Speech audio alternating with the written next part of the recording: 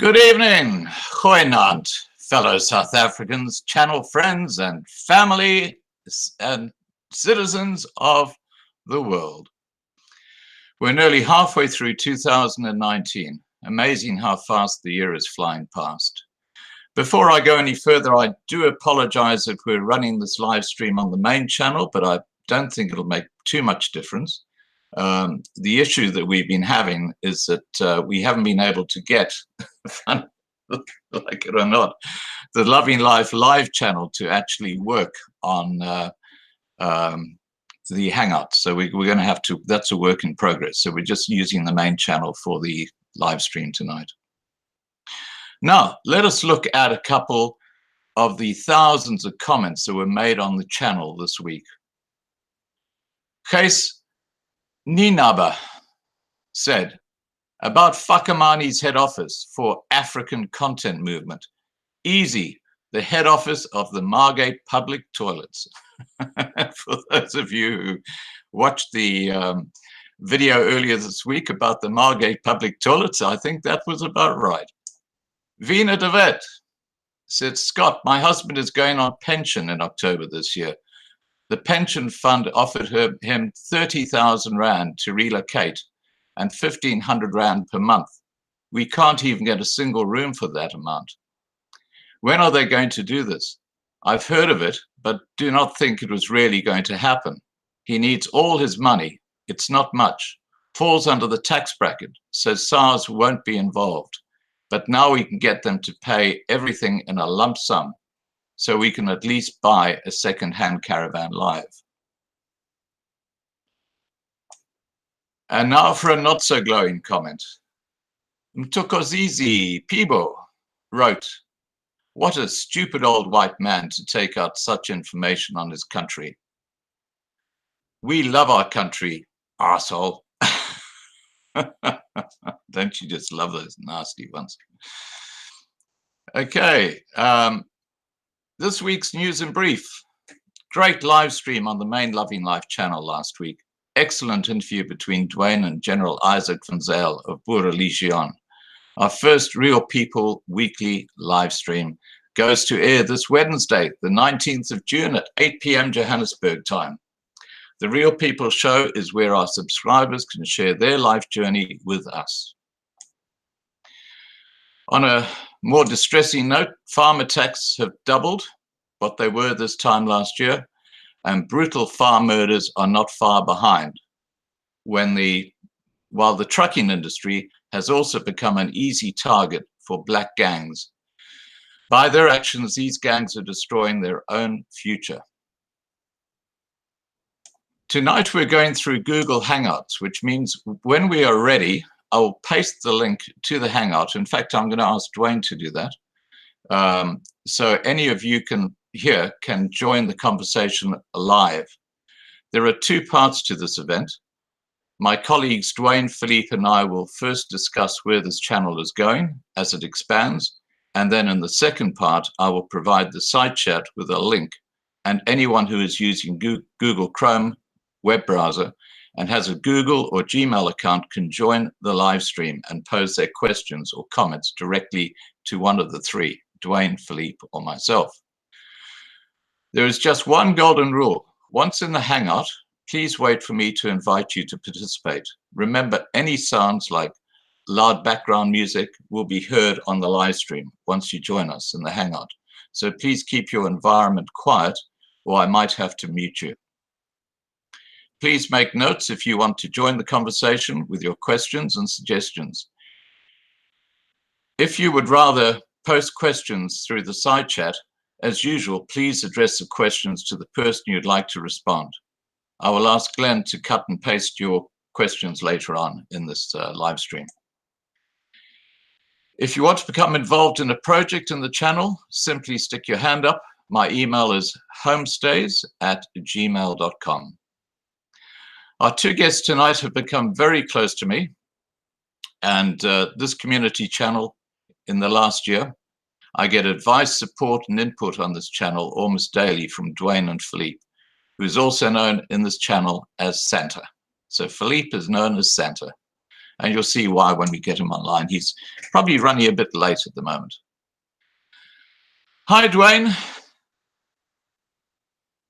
Can you hear me, Dwayne?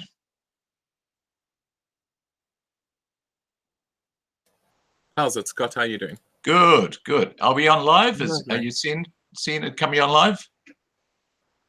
You're live. You're live. Okay, fantastic. Look, can you keep an eye on the side chat? Because for some reason, I can't see the side chat. So I'm going to put you in charge of that. That's perfectly fine. I've got like 3 screens of just side chats here on all of the different apps. What I do want to ask is if you could please mod Yaku. Oh, yeah, I would if I, hang on, let me just see if I can get into the live stream myself.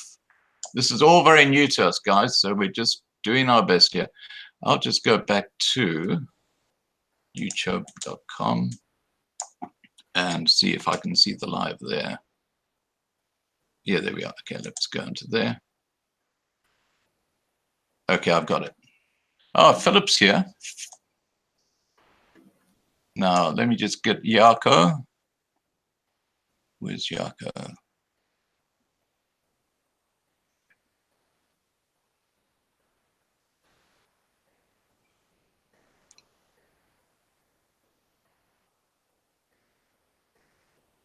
Jaco, can you put a post in there, please?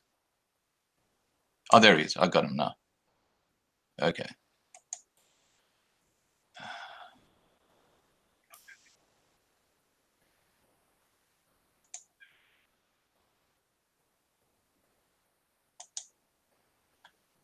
Okay.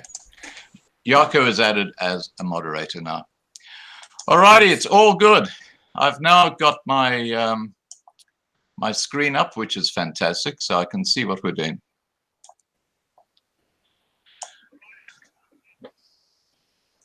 Okay, are we going to start?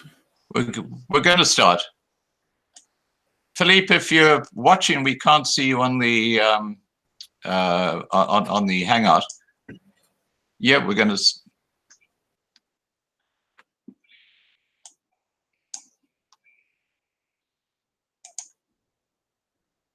Okay, there we go.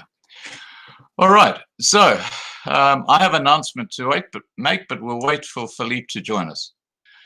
Now, by way of introduction to my inner circle, I'll introduce myself first for those people who are new on the Loving Life channel. I started reporting on the situation in South Africa on the Loving Life channel 14 months ago. Since then, subscribers have climbed on the main channel to nearly 40,000. Without doubt, it is that community nature of the channel and the amazing team that now makes up Loving Life that is behind its success. We're growing very fast, and as you will soon see, it is our common vision to make live streams more and more part of the channel's interactive content. Now, I'm going to hand over the floor to Dwayne to introduce himself. Over to you, Dwayne. Good evening, subscribers. Lovely to see you all here. Hope you guys are going to enjoy this new type of live stream where we've made it a lot more interactive, a lot more hands-on. You guys can get involved. And yes, we're basically going to take it forward like that. Let me give you a little bit of background on myself. I'm based within South Africa. Born in South Africa, never left the borders. Happy little South African. My line is corporate creative design, development, business support, and so forth, so on. And yes, as such, I got involved with Scott, and in due course started helping and promoting as we went along. And this is where I find myself today. That's pretty much the crunch down of where I come from. My involvement in the channel, as you guys know, I run Boer en Broer, which is the smaller prepping channel. We haven't given it as much attention as we have any of the main channels. I likewise give support to all projects right across the board, and I sit in with Scott and Philippe on this team. So yes, that's the overview of myself and the introduction of myself. Philippe, can I hand over to you? Oh, before you do, Philippe, you just got to wait a second, buddy. now that you're here, Philippe, I have an announcement to make. Can you hear me, Philippe? Yes. You can hear me. Okay, cool. Okay. Yep. Now. I'm finally in. I tried so hard. I just couldn't get in. Okay, cool. We had issues too. We couldn't get in on the Loving Life Live channel, but we've got in on the Loving Life main channel. Now, the news is we have a new channel hero. Congratulations, Philippe, who brings a very important perspective into where we take Loving Life going forward. Philippe is probably one of the wisest people you're ever likely to meet and has committed many hours to helping people in the channel on a range of issues. High five, buddy. Thank you. I believe Chris is on the side chat, and Chris makes amazing one-of-a-kind embroidered T-shirts for all our channel heroes. So one will be on its way soon to you, Philippe. Once Chris gets your size, Dwayne would like to show the viewers what the embroidered hero T-shirt looks like. Have you got it there, Dwayne? Do you want to show us? I can't hear you, Dwayne. Oh, sorry, I don't have one here with me right now, but I will get one. So, why don't give me a few minutes. And, why don't you go and grab one for you guys? But what I do want to show you is one of these. Can you guys see it? Ah, the hero mug. The hero mug. So Philippe will probably go and get a hero mug as well. Unused. So yes. All righty, let's move on. Let's move on now. Philippe, I've introduced myself, and Dwayne has introduced himself. So it's over to you now to introduce yourself. Yeah, good evening, everybody. I'm Santa. I heard that I am Santa. I'm in Scotland. I've got a medical practice in Scotland, not far from Aberdeen, and another practice in London, in Harley Street, the famous Harley Street nonsense, and travel up and down, but I prefer Scotland.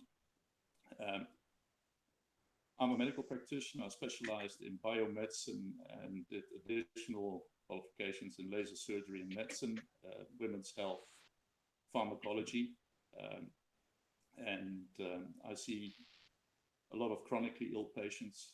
I do a lot of repairs on scars. I love living here.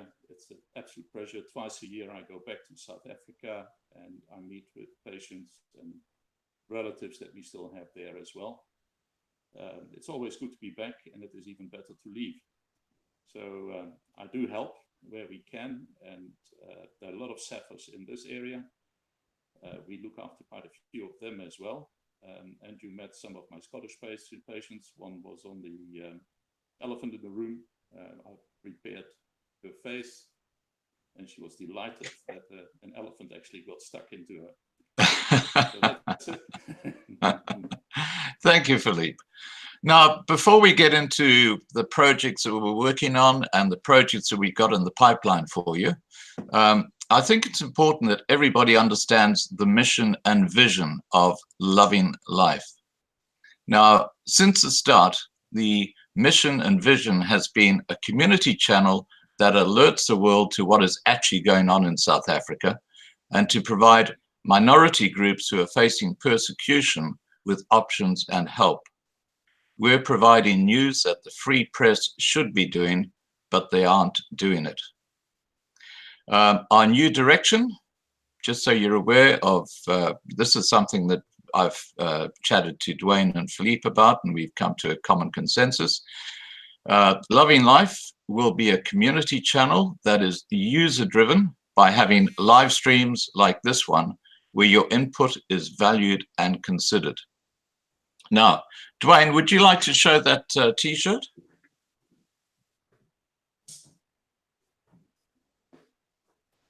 The embroidered T-shirt. Here we go. So we actually have a embroidery company that we use, and as you all know, so here we go. That's the front side. Can you all see? And let me show you the back side quickly. There we go. Fantastic. Can you see that? There we go. So these are the hero t-shirts. And I do want to give a shout out to the embroidery box. If you guys do need their details, they are based in, I think it's Northwest, if I'm not mistaken. And yes, if you guys want to support them, they do support the channel. Please drop us an email and we will provide all of their information. Chris, alternatively, if you'd like to drop your company's contact info in the side chat, I'll authorize that. Now, Dwayne, while you're waiting for that to happen, Yes. do you want to talk about the Loving Life shopping cart, how that's going? Definitely. Okay, so let's move into one of the first projects. One of the first projects is the Loving Life shop. The Loving Life shop is basically, well, it's a e-commerce site where we do have content available, mugs, t-shirts, so forth, so on. All proceeds do go through to minority groups throughout South Africa, and impoverished minority groups specifically, those that are affected by triple BEE and so forth, so on. A lot of what you will see on these channels. That project is best aimed at both the elderly and the young. So if you look at some of our projects, if we go a little bit deeper in, if we look at Dagbreek, together with Farmers Aid, we sponsor, I think it's almost 9 children, full schooling, uniforms, stationery, right across the board. All of this is possible because of our online store and donations from subscribers, without which none would be possible. These children would not be able to attend these schools. And as you are all well aware, if you were with us during that drive, some of these children weren't even attending school to begin with. And that is something that we went out to correct, and we did correct effectively. The store itself does need assistance. So if you would like to volunteer, please drop us a line, give us a call, either Scott via his email address or myself via Boer and Broer, and we will make contact with you. And if you guys can come on board and help out, any help would be much appreciated. As you're going to hear tonight, there's a lot of stuff that we are looking at filling, a lot of positions that we're looking at filling with volunteers that want to get involved with this channel. There are so many people that say, but what can I do? What can I do? What can I do? There is so much that you can do. Get in contact with us, talk to us. You know, we are so easy. You guys know us. We chat to you every single week and every single day. So yes. As far as the Loving Life shop goes, we are looking at expanding what is available in the shop. If you do have products that you would like us to put under merchandise and so forth, so on, if you do have a spoof cap or an idea, send it through to us. If you do printing or as you see, we've got mugs printed and so forth, so on. If it is a service that you'd like to render to Loving Life, please drop us a line and get in contact with us. We'd be really appreciative of that. And that's all I wanted to touch on the store specifically, Scott. Okay, fantastic. Now, the second project that's currently active and in progress, this is really exciting, and I'm hoping that Patrick will be joining us a little bit later on this live stream to talk more about it. But on the 6th and 7th of July, that's Saturday and Sunday, we will be covering another huge drop of tons of food in Gauteng for the impoverished whites, and hope to auction a few paintings during the food distribution coverage. All money raised is going to Patrick's charity. That's from the sale of the artwork. Older subscribers might recall our last food drop of over 3 tons of maize that was covered live on this channel in January this year. As it was distributed to thousands of impoverished white families. Patrick is appealing for any doctors or nurses who can volunteer some time in the white squatter camps to help sick patients.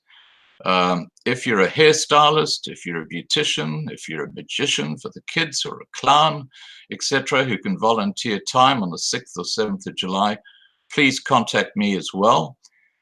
If you're able to help me or help the team, We want to make it a very special day for those poor white people who are sitting in these squatter camps and just having a terrible time.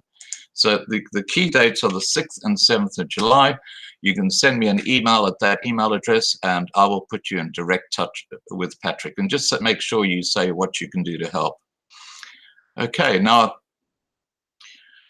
we'll obviously be covering that in more detail as we get closer to the mark. New projects in Loving Life.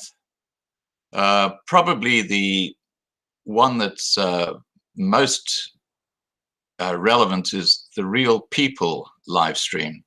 This starts this Wednesday at 8 p.m. Johannesburg time in the main Loving Life channel. And it's lovely to see Corinne here tonight. She's in the side chat. I'll be talking to Corinne, who has recently migrated from South Africa to Europe. And, you know, that's going to be a fascinating discussion especially for people who are considering making the move, because you're about to talk to her and discuss the ins and outs and the do's and the don'ts. Now, I'm going to pass back to Dwayne to talk about the midweek live streams. Over to you, Dwayne. How's it, subscribers? Before I start on midweek live streams, guys, please tap the like button on this video, click subscribe, and hit that bell icon. It takes a lot of effort to get these systems going, to get these live streams going. We love providing them for you, but show us that you like them. Okay, midweek live streams. Midweek live streams were started about 2 weeks ago. Midweek live streams particularly concentrate on the prepping groups and organizations within South Africa. So it doesn't really form, you know, just the everyday Joe in the street. It's more the organizations and how they can provide a service to you. We then discussing topics like Suidlanders, Boere Legioen, Dexter, as you all very well know, which are all still coming back on the channel, will still be invited. ULA, calling for secession. We discuss the topics and the nitty-gritties of each of these systems. Because a lot of these systems are complex, a lot of people feel a bit intimidated by them. We don't want you to be intimidated by them. We want you to be informed. Making the right decision is by speaking to the people that actually run these organizations, getting in contact with them and asking them the questions directly. Now, this doesn't only include all of the nice little easy questions. It also includes a lot of the more difficult things that come along, how they're perceived, why they're perceived a certain way, and how they're currently combating it. And at the end of the day, once it's all boiled down, how can they help you? What type of benefit do they bring to the table? We have started opening channels to a lot of the political parties, as you're well aware. How's it, Philippe? Sorry, guys. We have back in. Yeah, Philippe, before you answer, can you get closer to the mic? There are people in the side channel saying they can't really hear you. Yes. Can you hear me now? Yeah, get as close as you can. Is it better? That's better. Yeah. So my internet failed. We have just went to zero. Okay, no problem. That's fine. So we have started contacting some of the political parties, and we're also trying to get them on board to discuss a lot of the topics of what you guys would like to know, what you guys would like to hear, and then open a channel whereby you are able to speak directly to either the leaders and or the representatives of each of these groups, answering questions that you would not normally be able to ask them. That's what this channel's about. This is the direction in which this channel is moving. Scott, back over to you. Cool. I've got to laugh at Ben's comment. He says, Nick Satama is watching. There's one dislike on this video. No,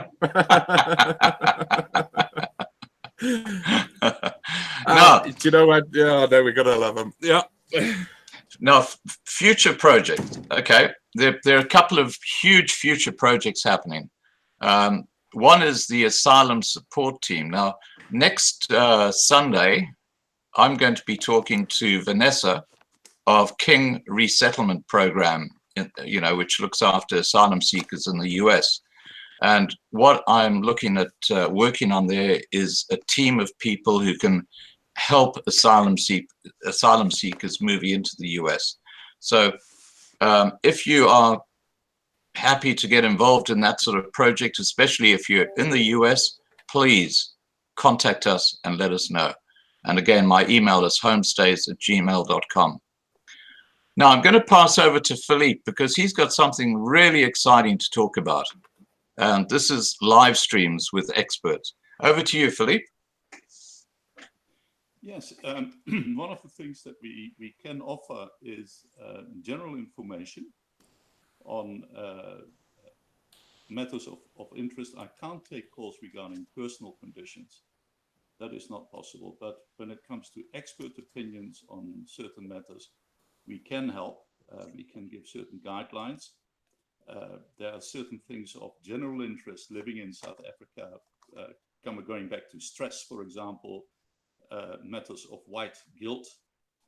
Also people who have parents who may not be able to immigrate due to dementia or early onset Philippe? dementia. Yes. Philippe, we can't hear you. Can you hear me? The guys are struggling. Can you hear me? There we go. Yeah, a bit louder. Just talk loud, Can you hear Philippe. me? Okay.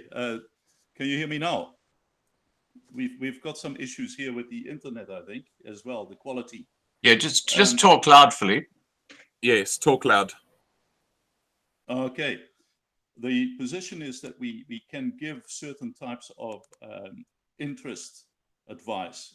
For example, parents who may not be able to immigrate due to conditions such as dementia, early onset dementia, or physical conditions, how it might affect families, how living in South Africa, being out of work, with all the stress, all the dangers, all the risks, affects families, white guilt.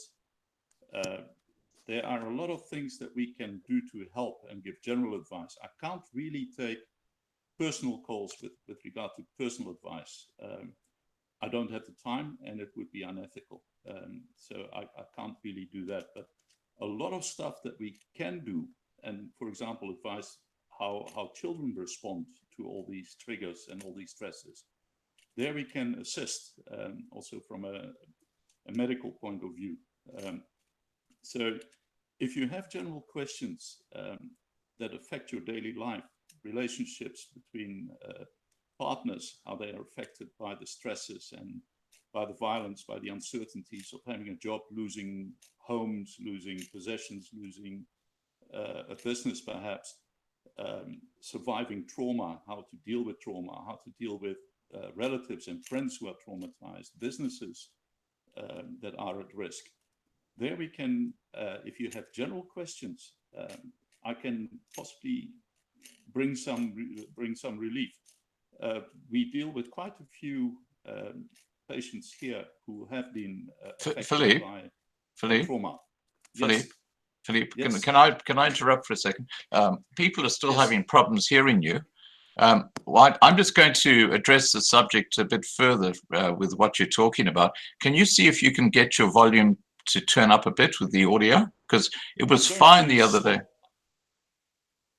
Yeah, I'm going to swap devices. Maybe that might help. Yeah, okay. While you're doing that, I'll just go through a bit more about what you're talking about. Yes, I'll be back in a second. Okay, no problems. Okay, now what we're actually doing, and Philippe is really very involved in this section of the live streams. We're looking at having weekly live streams with a finance expert one week, a lawyer the next week, a nutritional expert the third week, and we're talking about particularly prepping type advice, and then of course with the mental issues, having Philippe to discuss those, and they'll all be very general advice. They're not going to be specific advice, they're going to be general advice. But week 1 might be finance, week 2 might be lawyer, week 3 might be nutrition, etc., etc. And that'll be another midweek live stream that you can participate in, and you can ask questions and things like that. Sorry, Philippe, do you want to continue? I'm just trying to get this thing to work here. It's okay. Another one. I tell you what we'll do, Philippe. A little bit better. Philippe, Yes. what we'll do is we'll keep moving on, and you know, when we come to Q&A, we can actually then discuss that again. see if we can get Yes. the sound up. Okay, now, Yes. Dwayne, over to you about promoting Loving Okay. Life on the social media. Yes. Guys, so what we're going to start doing is we have registered a specific Loving Life domain overseas. Likewise with that, we have started to entertain the whole social media angle. And I'm going to be honest with you, between Scott, myself, Philippe, and all the rest of us, we just don't have the time to manage these platforms. We are looking for help. The same as, like I said, with the Loving Life shop, we're looking at people to handle not just Zello accounts, Telegram accounts, WhatsApp accounts, but Twitter, Facebook, and so forth, so on. So if you guys do want to get involved, please drop us a line. If you guys are familiar with these systems, I'm not saying that you need to be a professional, but you guys would need to obviously be active on these systems on behalf of Loving Life and in conjunction with Loving Life. This would obviously open up a much larger, how do we put it, social footprint and awareness. It will bring about a lot more awareness, both international and local, which is exactly what this channel is all about. It's about spreading news, getting the news out there, what you do not hear on the normal mainstream media. So if you guys are interested in jumping onto a social platform for us and coming together under a team, please drop us an email and we'll get back to you. Scott, do you want to touch on the new platforms? Yeah, absolutely. Now, those subscribers of mine who've been with me a fair time, they know the sort of little issues that YouTube kind of throw up. It's like having stones thrown in front of you. You know, it's there's always some little trick that they pull up, and quite honestly, we're getting a bit tired of it in the Loving Life channel. So what we're looking at doing is the duplication of our channel into other platforms. Now, I've got a number of people who've expressed interest in helping in that, and Jarko, who's here, is one of them. Thank you, Jarko. And we've got a fellow by the name of William, who's actually copied down all 1,700 videos from the 3 Loving Life channels and put them onto a hard drive. And again, what we're wanting to do is get about 10 people, 10 subscribers of ours on a volunteer basis to help in getting those up into a different platform or different platforms. And deciding which platform and uploading videos is obviously a key issue. Now, I know with Jarko, he's doing some stuff on BitChute, and that's certainly a very good option. But we're just doing this to protect the archive of videos because, as you know, YouTube, they can just pull the switch and everything is gone, which I think is quite disgusting. But, you know, it's their platform, so they can do this stuff. And because it's our videos, our content, we can move it to other platforms and you know, make sure that it remains. So under the Q&A session, which I'm going to open up in a second, if you've got... hang on a second, someone's sending me a Skype message. Was it? That's not me. I don't Sorry. know. Was that you? Now, do you have that a link for this? I've got it here. Actually, look up. I'm going to drop the. I'm going to drop the link into the side chat. And as we said earlier in that video that I released, this will allow you to come and join us here on the Hangout. So all you got to do is click on that, answer a few questions, and you'll be right in to. Welcome back, Philippe. Yeah, is it better now? Oh, much better. Everybody happy okay. now? Now, Philippe. Yes. Can you just go through what you were talking about earlier? Yes. We would like to offer a professional service to people who need it. And I deal with a lot of patients who are South Africans and have been traumatized by what happened there, either whilst they were here because family were affected, attacked, some died, sick people that they can't look after, as well as South Africans themselves when we are there, who are in fear of losing their jobs, who have had issues with family members losing jobs, who would like to immigrate but can't because there are financial constraints or they can't leave family behind, issues because of all the uncertainties affecting partner relationships, affecting children, child behavior. All these stresses play a huge role, and we deal with them on a day-to-day basis here, and perhaps we can give advice with regard to these issues to people in South Africa who are affected by them. And if there are general topics, we can assist and give general advice. I can't accept individual patients by Skype.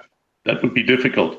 But there are so many issues which people have in common where we can give responsible, practical advice that might assist you and what you can do about certain things, how to go about it. So you're very welcome to ask questions of a general nature on issues that do affect your lives, partners, children, work-wise, and we'll try and help as best we can. Okay, fantastic. Now I see Dirk Volter has joined us. Dirk, would you like to ask the panel something?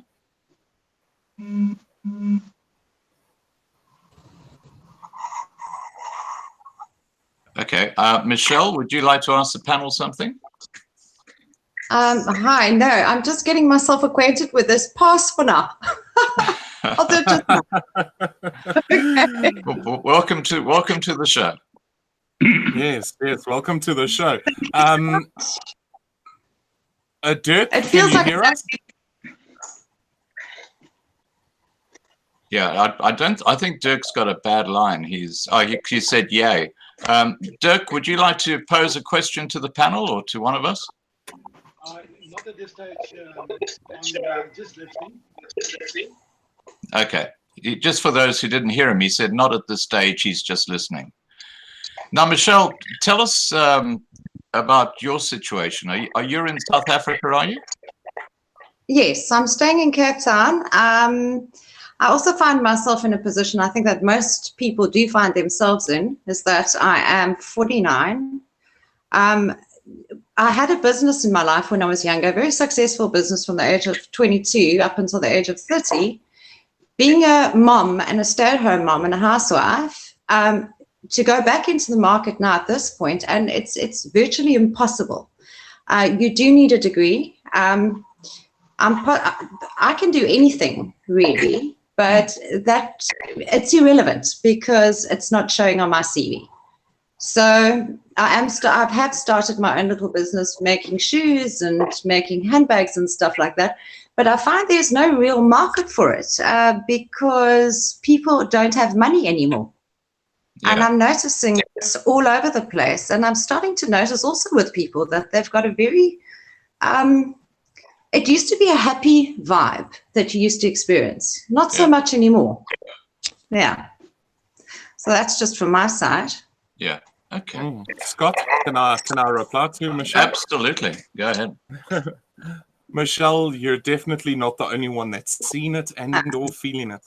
You know, we talk to a lot of the prepper groups and even some of the political parties. You know, there is a general feeling right across the board. Yes, it is changing. Yes, we can feel it, and I agree with you. It's not just the everyday man in the street that now feels a lot more pressure on their pocket. Even if you look at some of the larger business, I had a guy contact me last week, massive business. He had to shut it down purely due to the fact that they weren't willing to contract him anymore because of his triple BEE status. He has closed shop entirely. He just doesn't have that extra slush fund anymore that he used to have. He's really having to check the little pennies, and it's coming down to this more and more and more. And I think this is one of the very scary things, is it becomes more and more difficult to survive in a country where things are becoming more expensive. You are being Yeah. taxed more. And this is the reality of it. But that, again, is just the one side. If we come back to what you said earlier and what I touched on earlier, just the attitude, just the general attitude in the street, the way people respond to you, especially majority to minority, I've definitely noticed the difference. I couldn't agree with you more. No, you are 100% correct in that. It's not just salaries. Your salaries, you've got a ceiling, and you find that your rates and taxes have gone up. Your petrol has gone up. Your water here in Cape Town, they put restrictions on our water, and what ended up happening is they removed the water restrictions, but they kept the price up at at the higher price. So food's going up. It's absolutely, it's crazy. It's unsustainable in this country anymore. So I have just been promoted to the executive committee of Cape Exit. So hopefully we'll come on and we can share another view and another party, or not party, organization to the people in South Africa, because I believe that this could be one of the only ways to help, and we'll be helping out the rest of the country and not just Cape Town itself. I know it sounds pretty selfish for me being in the Western Cape and a Cape Townian, but for the bigger picture, it's just from my perspective as a fallback, maybe, if you want to put it that way. Yes. Yes. I don't know what your guys' opinion, you guys feel about that. Scott? Yeah. With Cape Exit? Yeah. Sure. Yeah, happy to have them on. Yeah. We actually did have them booked for a midweek live stream, but it was subsequently cancelled due to, I think, their marketing department. I'm not 110% sure. Yeah, we're going to have our big EXCO meeting, which is taking place on Wednesday, and then we'll take it from there. Yes, yeah. Yes. Well, at the end of the day, it's a lovely platform. I'm talking about Love in Life.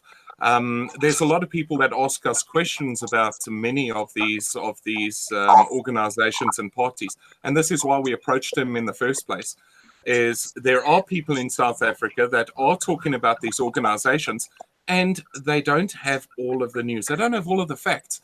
And without your organization coming on and putting the facts out onto the table, a lot of people are misled. And this is why they want to talk directly to these organizations. And they do it on social media, and it works. It works lovely. So hopefully we'll be coming on soon. Yes, definitely. Drop me an email, broer@boerenbroer.co.za. You can send it to homestays@gmail.com. And I would love to link with you on WhatsApp, and let's just keep the conversation going between ourselves. And I'll definitely book you for a midweek live stream. There's no two ways about it. It will definitely. Dwayne. Scott? Yes, Philippe. Yeah, go ahead, Philippe. Michelle, are you currently looking for work? I am. Yes. Would you work from home? I would work from home. Yes, I would. Would you mind sharing your email address and your contact details with Scott on his email address? He will then forward it to me, because I think that there might be an opening that I've heard of that might suit you. Oh, fantastic. If you want to work from home. That so would we be will lovely. be in. I'll put it. I will put it to the business and see what can be done. It is an established educational franchise, and they've been working for years and years and years successfully in the States, and actually worldwide, and in South Africa as well. And the franchise holder in South Africa, in fact, in Southern Africa, told me that she might be looking for someone to assist her. So I could possibly put her in touch with you and see what's what. So if you get in touch with Scott, and he will forward it on, and then you will get an email from me. and I'll refer to Okay. this chat. Thank you so much. See if we can help. Yeah. Fantastic. Fantastic. Now, Dirk, you've been here a while. Do you want to say something to the panel? I think Dirk is MIA. Guys, if you guys want to dial in. Hang on, he's here. Hey, Dirk. Hi, guys. How's it, Dirk? Do you want to add to the conversation? I just want to say thank you, firstly, for the time that you do put into this. Secondly of all, I've gathered together all the migration links that you've got and all the email addresses that you've advertised on the channel initially. Yeah. What I would like to know is there truly projects going in order to help people with asylum, and must we just send our background and so forth to your email address, and what do you want in the content of that? Okay. Now, asylum is a very specialist area. Yes. I don't want to go into it because I'm not an expert, but I will be talking next Sunday to King's. What's a King's? Let me just see. King's Retreat, I think it is. Hang on, I'll just get the right name.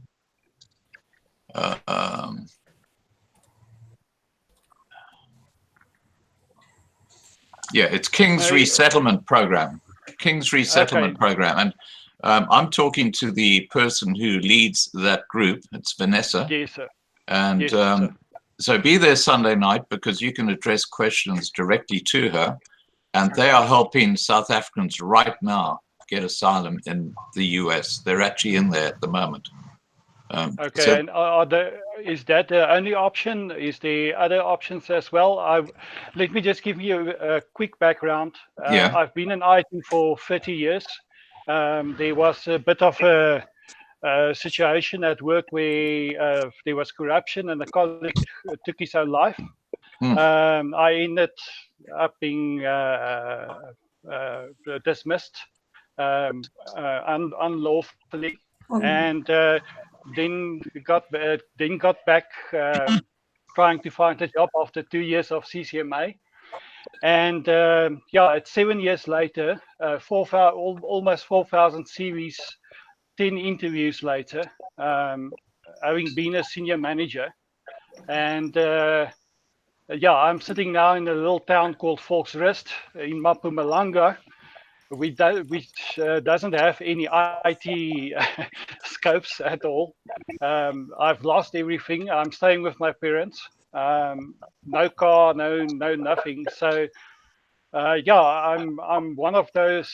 I'm not in a squatter camp yet, but I'm on my way. If my parents die tomorrow, I'm without a place to stay and to live. So I'm more than willing to work. I've worked in gardens in order to have a bit of money. I'm not one of those people that think I'm above manual labor. But that is just the reality of South Africa. I've got certifications. I was a solutions architect, and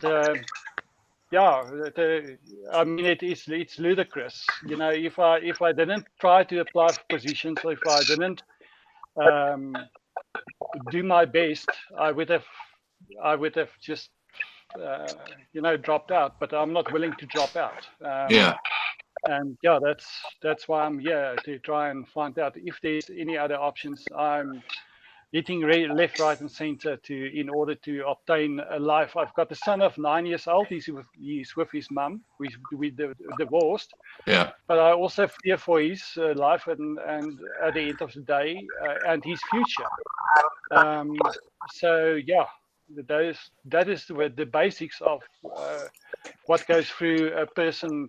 I'm 49 in about 2 weeks' time, same as Michelle, and it's not fun and games. Okay, my limited knowledge of asylum is that it's got to be the government that are actually targeting you to become an asylum case. Yeah. If it's a personal thing, like someone is threatening you, that's not a case for asylum. That's the way I understand it. So the case has got to be based around the case has got to be based around some kind of government attack against you personally. I fully understand that. Yeah, So but that's why I'm asking. Yeah. Over to you, Philippe. Hi there, Dirk. Hi, Philippe. Hi. We've actually helped some people, and one of them has actually very successfully integrated now into the UK, has a wonderful job. The thing that you need to do, for example, to look at the UK is there is a list which is what is called scarce skills. Yes, and those scarce skills are very wide-ranging. Now, they want to turn Edinburgh in Scotland into the IT hub of the UK and one of the better ones in Europe. Yes, it may be worthwhile to have a good look with your background and qualifications if you fit that mold. Asylum here, you can forget, because May, the Prime Minister, well, she's resigned as Prime Minister now, gave Ramaphosa 90 million when he told her that he was going to expropriate farmers without compensation. So I hold out very little hope for asylum in this country at present. But they are looking for certain skills. And for example, people who are chefs are on the scarce skills list. We came here and we were, of course, very welcome with our skills. We're very scarce in my profession. But the scarce skills list is quite surprising. And with Edinburgh going for the hub, the IT hub status, there may be something that is of interest to you. I would certainly follow that up. Because then you get a very fast-track visa to come and work here. I have patients who are artisans and are doing very, very well. Yeah, go. Yeah, no, I know about the skills list and so forth. The only thing that I'm unsure of is my age going to count against me and all of that stuff, you know, and that is not if you've got the skills that they want. Yeah. Not if you have the skills that they want. Not at all. Okay. There are quite a few guys in the oil industry who are very mature, but they've got the skills. There was, for example, a welding job that came through not long ago. It was called continuous welding. And the person who filled those boots was closer to 60, but had the experience that they wanted. And they hired him. And he is here in Scotland now working away, and his family are on their way as well. It is the skills that they're looking for. Okay, no, 100%. No. But once again, thank you. That's all. I don't necessarily want to seek asylum. I know that is a long-run option or a possible option in future, but I would like to know if there will be any other, you know, just guidance in terms of people like me that I don't have the resources to pay somebody in order to immigrate. I can get money if I know what to do. You know, I can approach some of my family possibly to get a ticket overseas or whatever the case may be. But, our services have been free, Dirk. We haven't charged a cent. In fact, we've had people staying in our home, trying to accommodate them, driving them around as well, showing them around this area, and had them as guests to help them. But we don't charge whatsoever, nothing. No, 100%. I don't want to take up much more of your time. I just want to say thank you. I will email you guys. I've got your email addresses, and we can go from there. But thank you very much, and thank you for what you do, Scott. There's not many people that really care anymore today, and it's good to see. Thank you very much, guys. Dirk, you're very welcome. You're very welcome, Dirk, and hope to see you next Sunday when we have King's Resettlement. I will be there, sir. Thank you so much. Scott. Yeah. If Dirk emails you, perhaps we can, in view of what he has said, it might, if he wishes it, we could have a Skype to see if there is anything in particular that I can help him with. Sure, happy to do that. Now we've got a new participant here, and it's Gareth. Gareth, do you want to say something to the panel?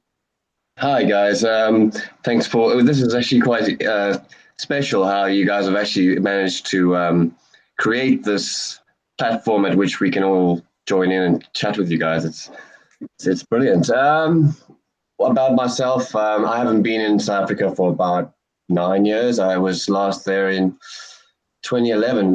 Yeah, 2011. Yeah, it's gotten rough, I suppose. Yeah, and how do I put it?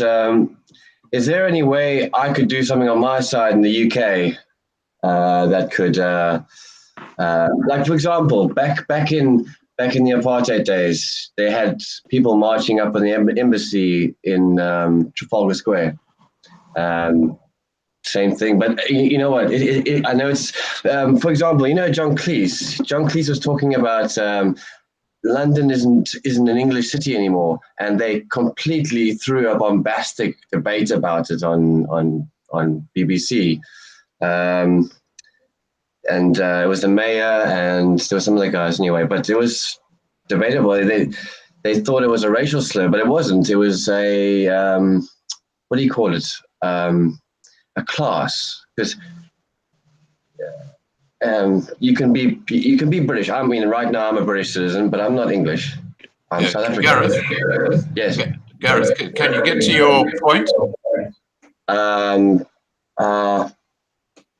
No, I actually don't really have a point. Okay. I was just commenting, really. Yeah. Okay. Just to say hi. And what is? No, that's all. That's all. Thank you. Okay. So are you offering to help in some way, or are you just? Yeah, I mean, if there's any groups in the UK that we could probably join up here and maybe protest here as well to maybe bring our cause heard this way, because I don't hear any news about South Africa in the UK apart from you. Basically. Scott, can I help? Sure, go ahead. Gareth, there is an outfit called the Springbok Club. Okay. You can Google them. They are in London, and they've got South Africans. They've got roadies, ex-roadies. And they have done quite a bit of public protesting against issues, and they're quite vocal in what's going on in South Africa. The Springbok Club, and you can join them. I think it's $25 or something. They send out an e-newsletter. They have meetings. They have outings where they go and visit things. You might well feel very at home there. The Springbok Club. Okay, cool. I'll have a look at that. All righty. Thanks, Gareth. Thank you. Now, is it Doug or Dave from the Cobb House? I'm sure it's one of those. We've been chatty on email. It's actually Cor. God, I'm good with that. Carry on. I'll answer to Doug or Dave as well. That's fine. I'm not bothered. I know that you're very big on prepping and creating things, aren't you? Yes. Okay. That's what I try. I was just trying to add on to what Michelle said earlier. Yeah. With everything, people not having money, especially, that's becoming quite an issue in the industry that I work in. I'm a boilermaker, ex-teacher. I taught for 3 years, but thanks to obvious reasons, I'm not teaching anymore. So boilermaking now has become such a struggle to actually get work in. We do a lot of work for maize processing companies, and they just don't have jobs anymore. They don't expand. There's no metal work coming in to repair or to fix or to upgrade machinery. So with that in mind, and people not having money to spend on other luxuries, such as, well, as Michelle said, the shoes or handbags, even with things that I thought people actually need, I thought about starting to make palisades and gates and stuff. People just don't have money for that, and that's quite worrisome in the times that we live in. I mean, safety should be something that you are keen on having, like bigger gates and stuff. So yeah, I just wanted to add in my 10 cents that people should maybe prioritize more, and especially with prepping, make a plan to prep. It's a lot cheaper than buying as we usually buy. So it also actually helps when you try to move to the US for some reason. So it actually helps. Yeah. Okay. Scott, can I help? Yeah, sure. Go ahead, Philippe.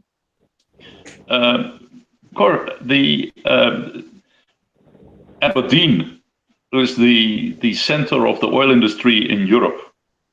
All repairs, engineering, geophysics, crew transports to and from oil rigs, maintenance and repair of equipment used on the rigs is done in Aberdeen. And I understand as a Boilermaker, you are licensed to work and inspect pressure vessels. The problem with that is that I've got the degree in teaching, but I've got common sense in Boilermaking. I've got no papers for Boilermaking. Then I can't help. I thought if you were a Boilermaker by trade and you had your South African, particularly the old quality South African trade tickets, they are highly sought after. They're the best in the world, just about. Yes. Then I could help you but here. I've got these. Yeah. So I've thought about that, but everyone wants papers.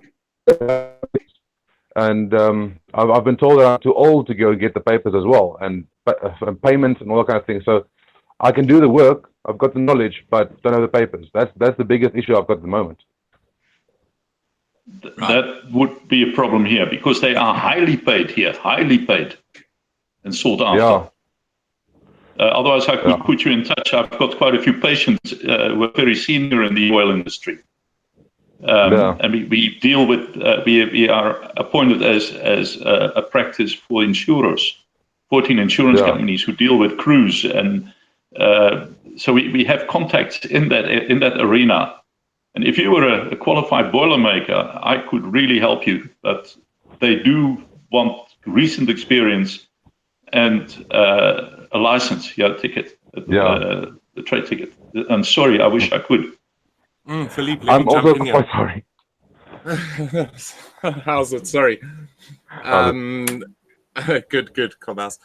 Thanks some more for your posts. Much appreciated. I'll look for that email. But Philippe, isn't this what we've heard in recent months? That many of the professionals have already left South Africa, at least the top of their class in each of their fields. The brain drain has affected the whole of South Africa. But it's not a case of we do not have people that can't do the job. I mean, you know, I'm a corporate creative designer. I know how to install a geyser and 2-spec SABS. It's not a case of, yes, you still need your paperwork going overseas. But if we look at what's happened in South Africa, the brain drain has softened out many of that top layer that were able to leave have already left. Philippe? There's still a shortage of guys here, actually a huge shortage. And with Brexit, quite a few of the guys have now left the UK, although they could stay here. They're very welcome to stay here. But a lot of people are planning on leaving or have left the UK and Scotland. So where these jobs were filled by people from Poland, Germany, Romania, the EU countries, they're now again recruiting. But they do need licenses. They do need recent experience and trade certificates, because the oil companies, the insurance requirements. I've tried to place people who had vocational skills. Didn't work because their insurance requirements are very high. And that is what they recruit on to cover themselves. So yes, a lot of people have left, but we actually don't have enough of them here. That's what I keep hearing. And the guys who work here, the South African artisans, particularly with the old trade tickets, the old style trade tickets, the government tickets, are highly sought after. They are very respected and well paid. And they are in demand. If he had it, I could put him in contact with an executive and get him placed. But you know, he does need that ticket. I'm sorry, I can't help otherwise. No, fair enough. fair enough. I hear you wholeheartedly, but I'm going to be honest with you. The amount of skilled South Africans that do not have papers is just absolutely remarkable. And that has actually, let me put it exactly the way it is. Piet Skit said to you, yes, Philippe, papers, papers, papers. No apprenticeship for whites. Well, I would say no apprenticeship for minorities. Because remember, when we start talking about schools, when we start talking about bursaries, sponsorships, all of that type of stuff, BEE plays a role. It plays a role from ground level. Whereas a lot of these guys, definitely. It hasn't just killed, the entire top layer of these professions. It's taken it all the way down to education. Not that education is great to begin with, but they make such a good point that it does affect all of these guys, where they're unable to get bursaries, they're unable to get apprenticeships, they cannot get into the program, they're unable to get the papers. But I can tell you this much, they can go and buy the papers for $5,000. Somewhere along the line, somewhere in South Africa, someone's corrupt enough that they would sell something like that. This is where the big problem is. I know.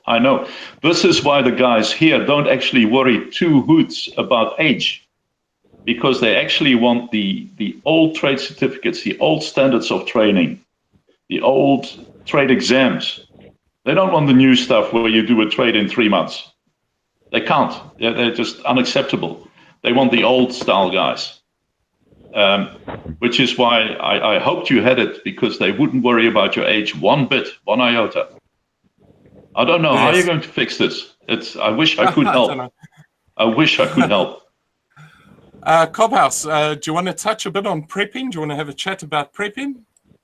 I think the basic thing that I would bring up on prepping would be that we've been so accustomed to actually buying things pre-made. We've grown accustomed to being comfortable and lazy, and that has cost us so much financially. And I'm saying us as a human species, because our bread, we just buy a fresh loaf of bread and we carry on, instead of trying to just bake your own bread. Buying maize is a lot cheaper than buying bread.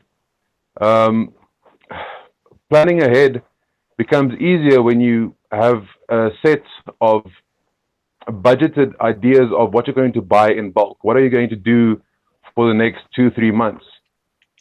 And that's just food prepping. I mean, with food prepping, you save a lot of money, monthly, weekly, however you look at it. But there are so many more aspects to prepping that I don't think I'm going to touch on now, based on time constraints and all that kind of thing. But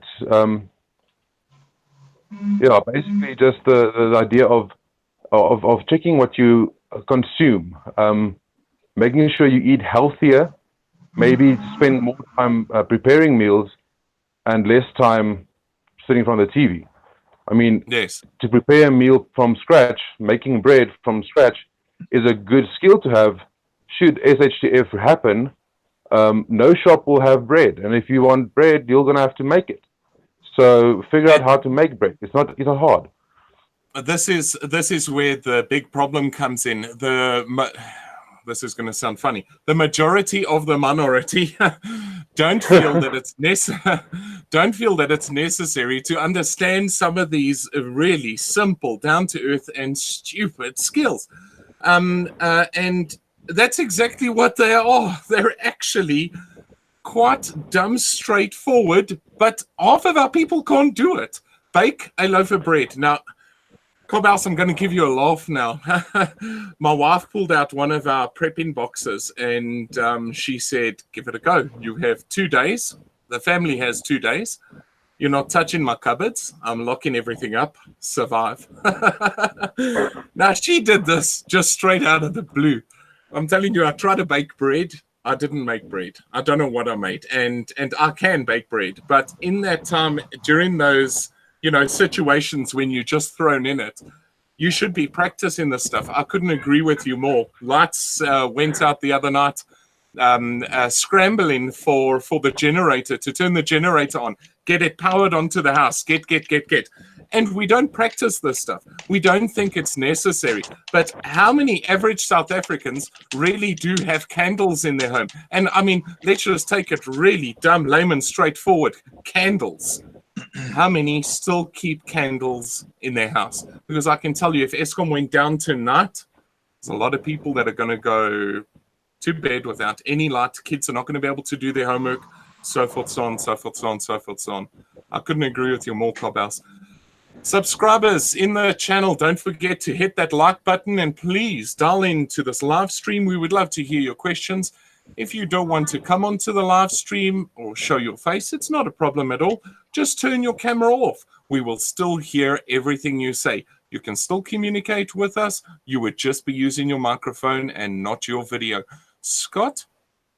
Yeah, now I was going to say that perhaps it's time for people who are shy about coming into the actual Hangout just to post their questions. Now, unfortunately, Glenn is not here tonight. Now, I have a very good understanding as to why.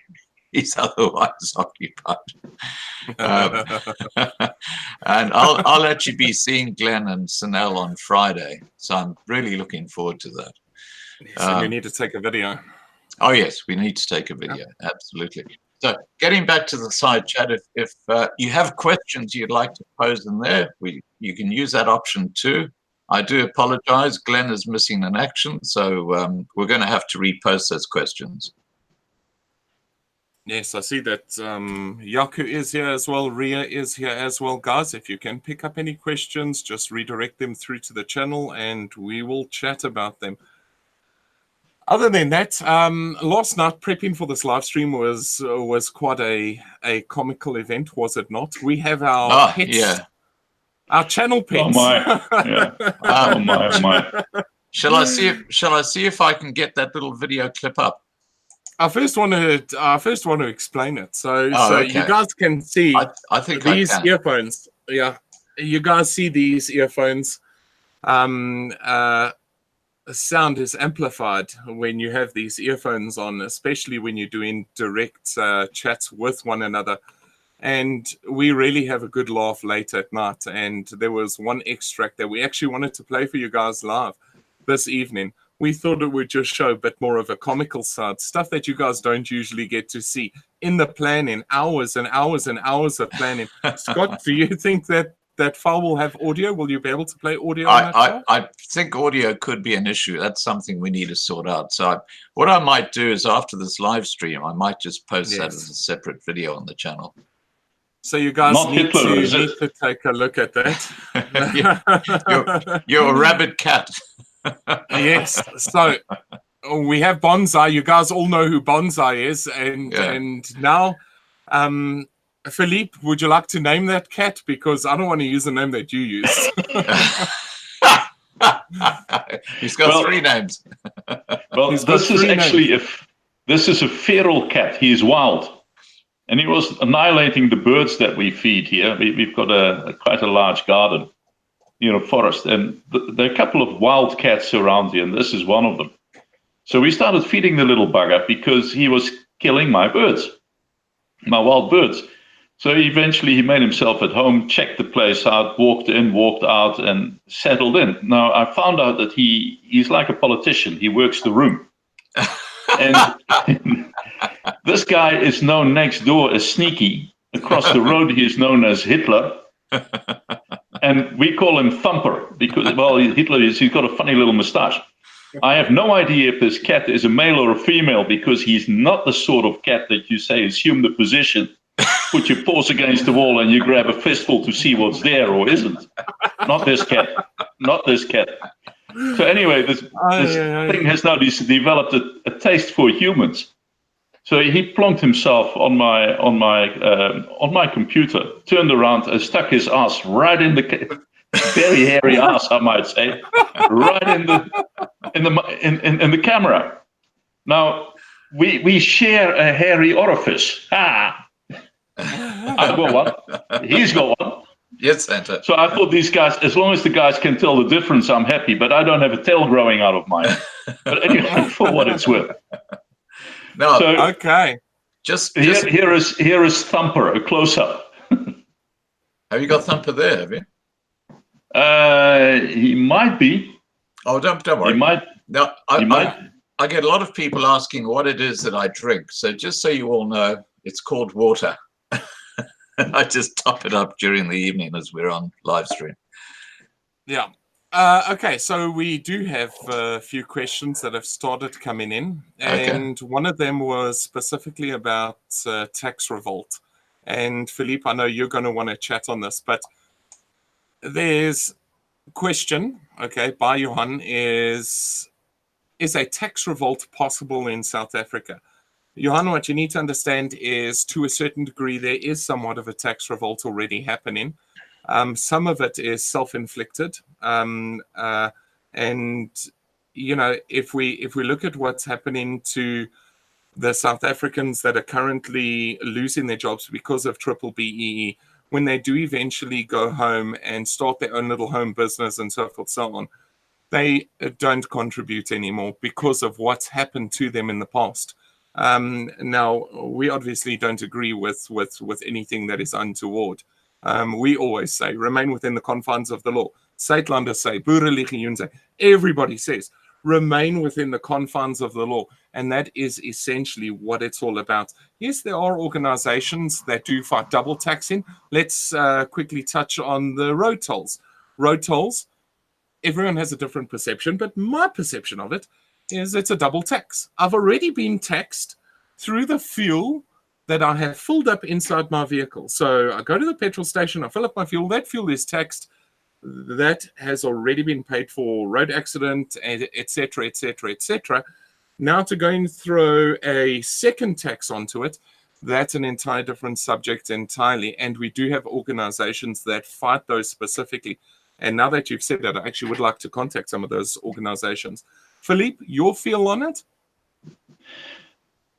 If you, it's really very simple, Johan.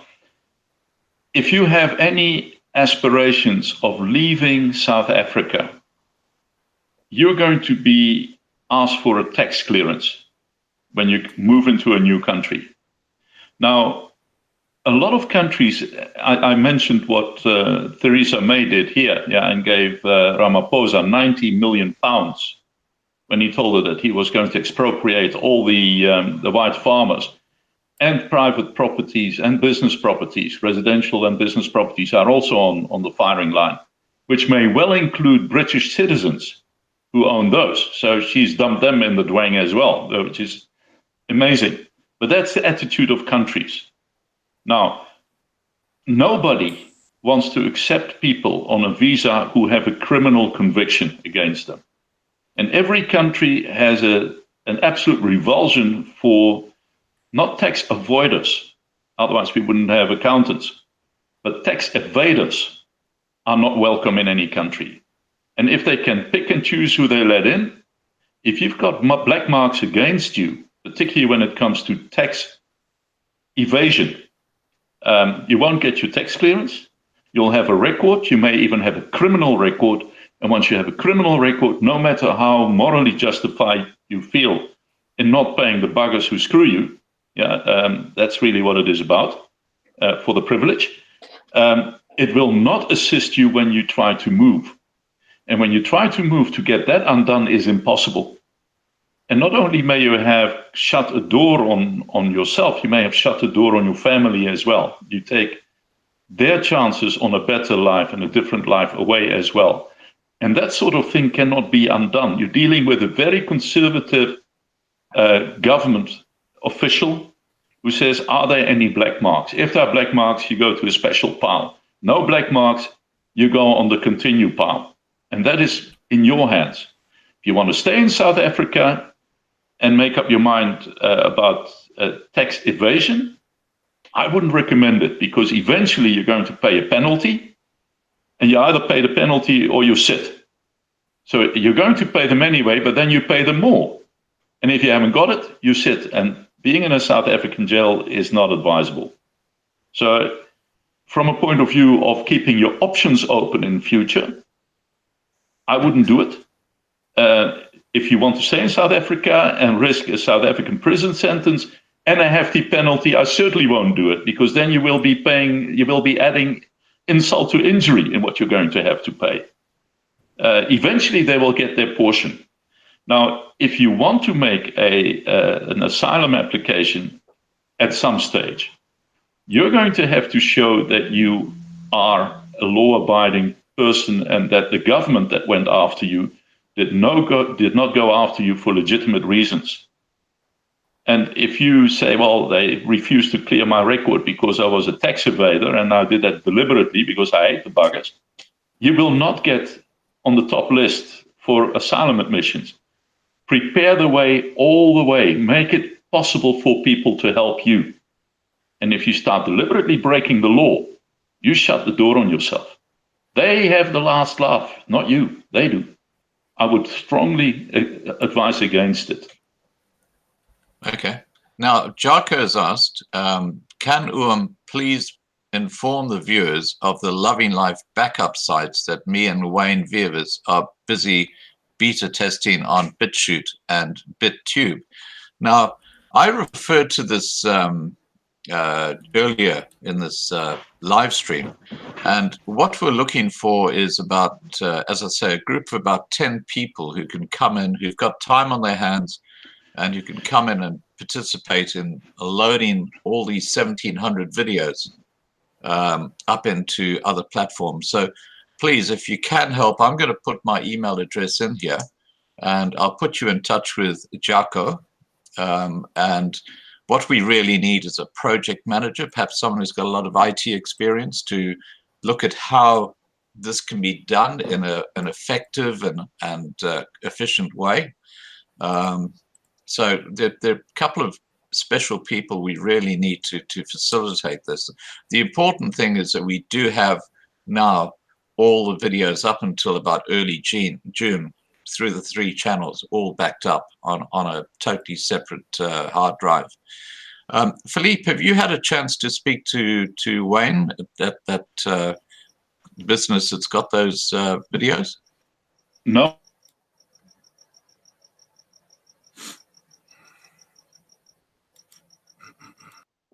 Me?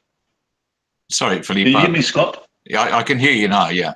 Yeah, okay. I've actually been seeing patients today. Right. Yeah, we get them in on Sundays from the oil rigs. Yeah. So I haven't had time, but Okay. I will try and make time tomorrow afternoon, late tomorrow afternoon. Not a problem. As well as the other guy, Hog. Yeah. See if I can get him late tomorrow afternoon. Tomorrow, as of very early, I have patients right through till about 4 o'clock. Not a problem. Hopefully I'm free then, yeah. Yeah, and we really appreciate the time you put into this channel. Now, that's my email address. Okay, let's just see if that came through okay. Yeah, so if anyone here would like to participate in this project, it'll be a lot of fun. You know, it'll be a little group who'll just work and put videos up, which have been copied down onto a hard drive. Just please let me know.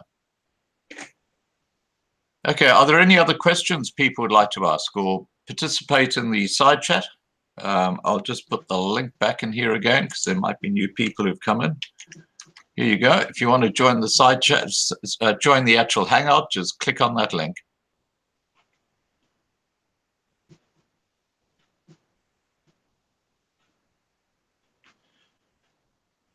Does anybody have any questions about previous sessions that we had that you'd like to raise? The trouble is it takes a while for them to come through. Now, Vil has said Jordan Peterson is launching a platform called ThinkSpot in August. Interesting. Yeah.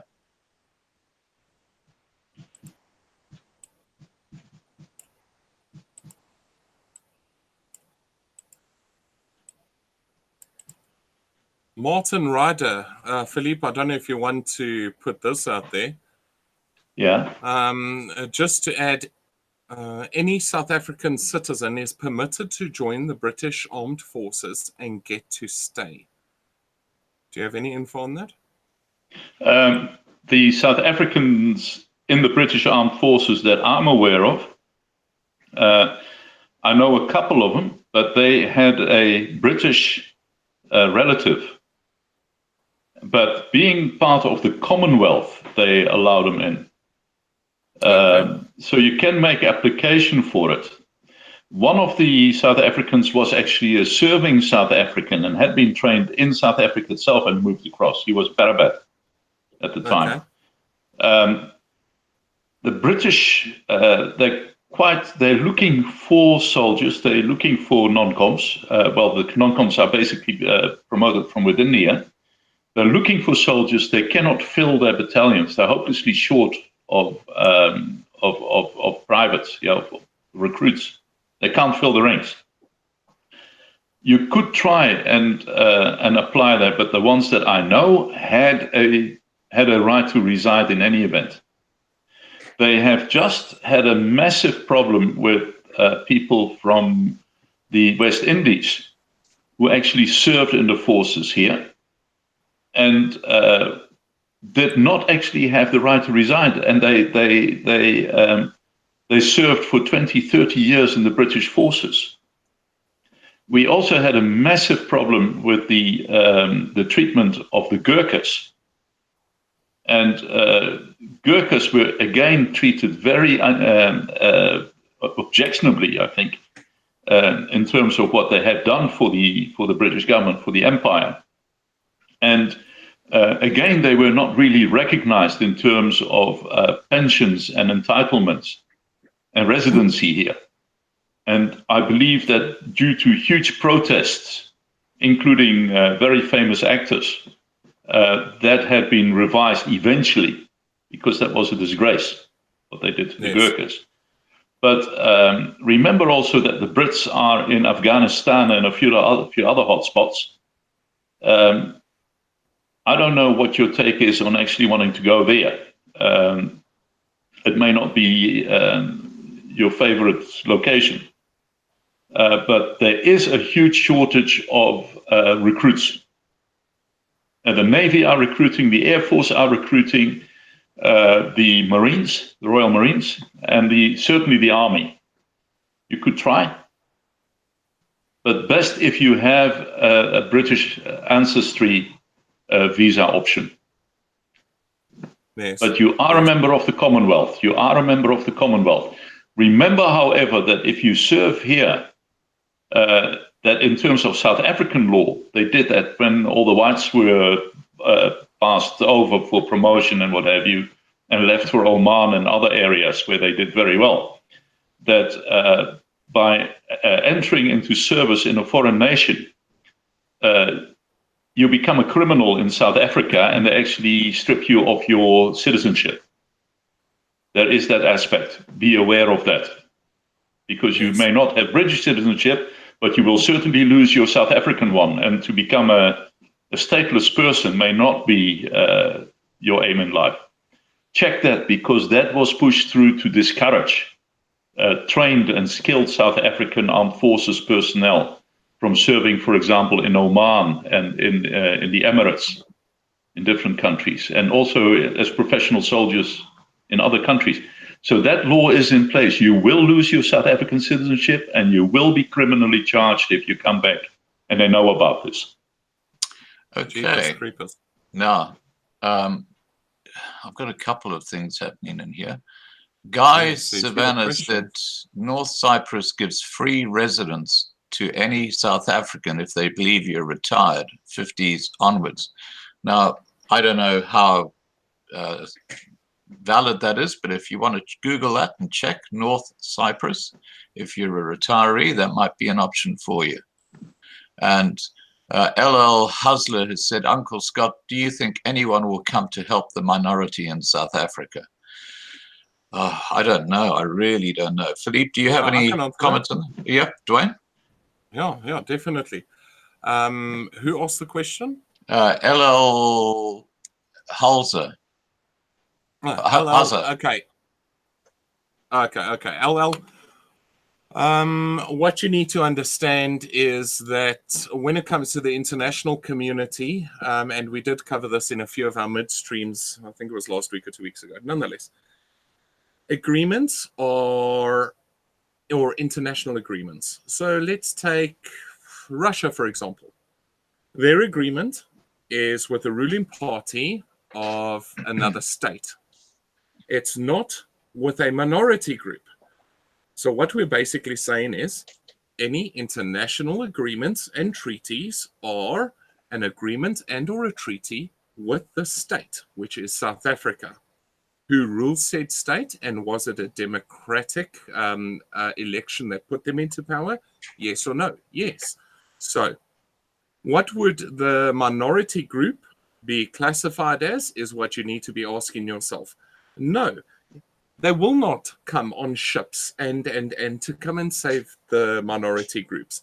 The minority groups, if they did pick up arms, could end up in a very difficult position, and they could be labeled something that they really do not want to be labeled, and I really don't want to go down that road.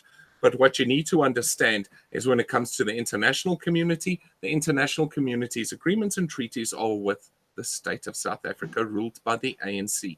The ANC is backed by these countries. So when there is conflict, you need to understand that a minority group would then have a specific classification, and they would be fighting the ruling party of that country. You can use your imagination on a few places where that has happened recently and what they labeled those minority groups. So, yeah. Now, guys, I need to go to the toilet. Yeah, I just need to go to the toilet, so I'll be back in a minute. Okay. What I would like to point out to you is to have a look at the history. The ANC has been in charge for the last 25 years. In those 25 years, there has been a steady erosion of minority rights. We even had a situation where the Constitutional Court, in a majority judgment, said that Afrikaans, as a culture and as a language, was not entitled to protection under the Constitution because it belonged to the oppressor. So that bye-bye credibility of the Constitutional Court.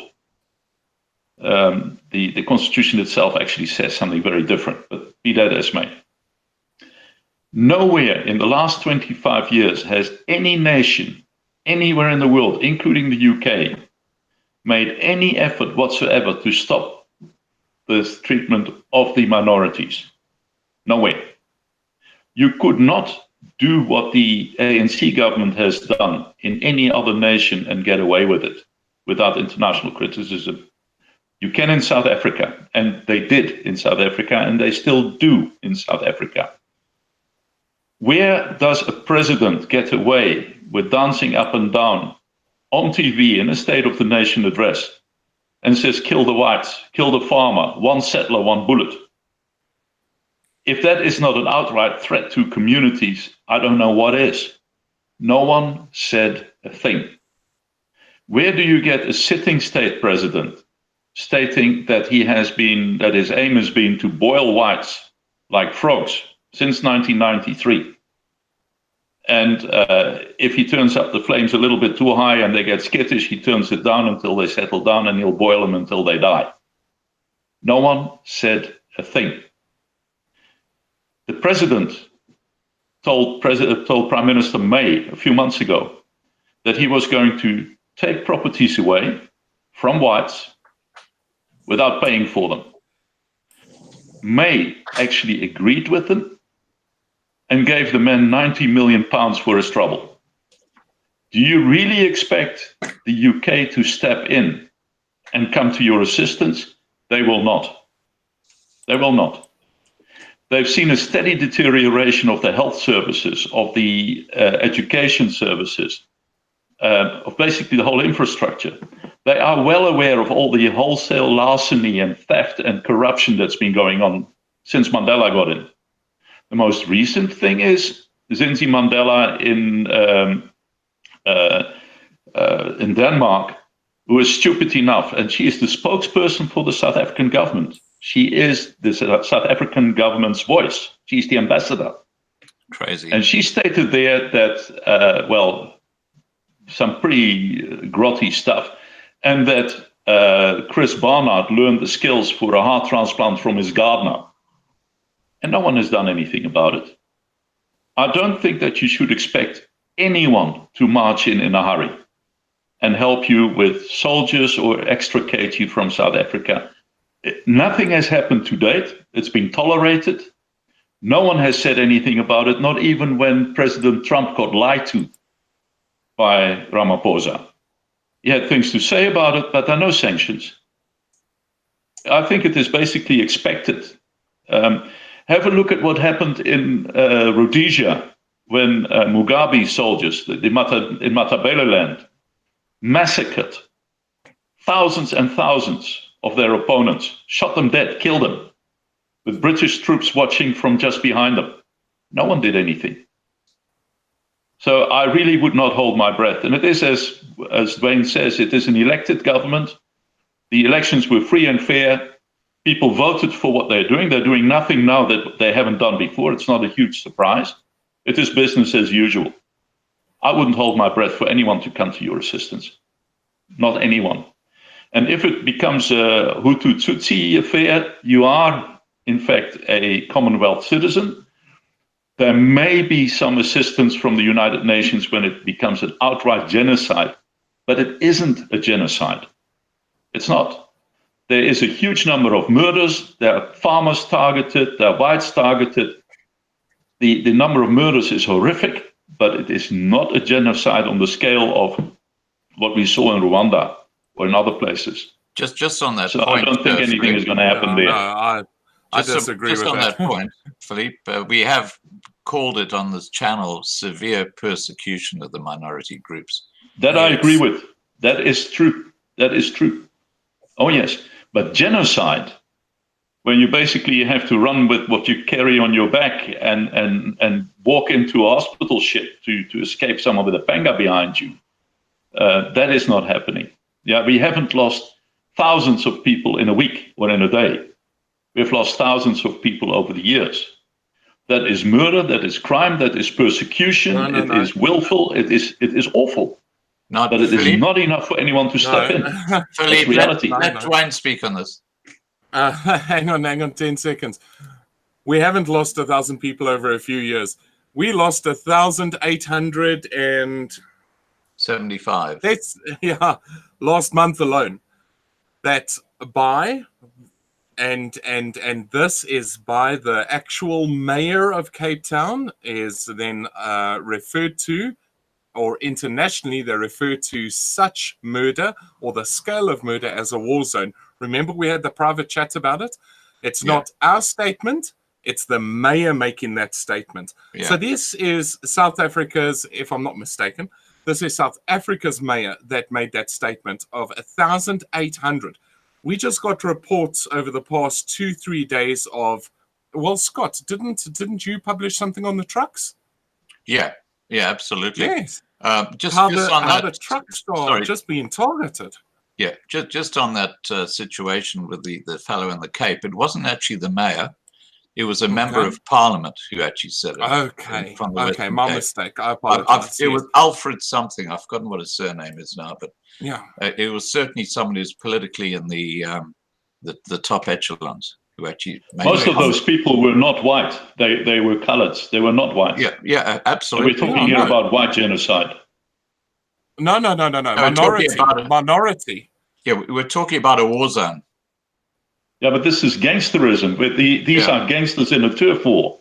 Yeah. And gangsters in a turf war is a different story from a political institution persecuting whites and killing them. This is gangsters involved in a turf war.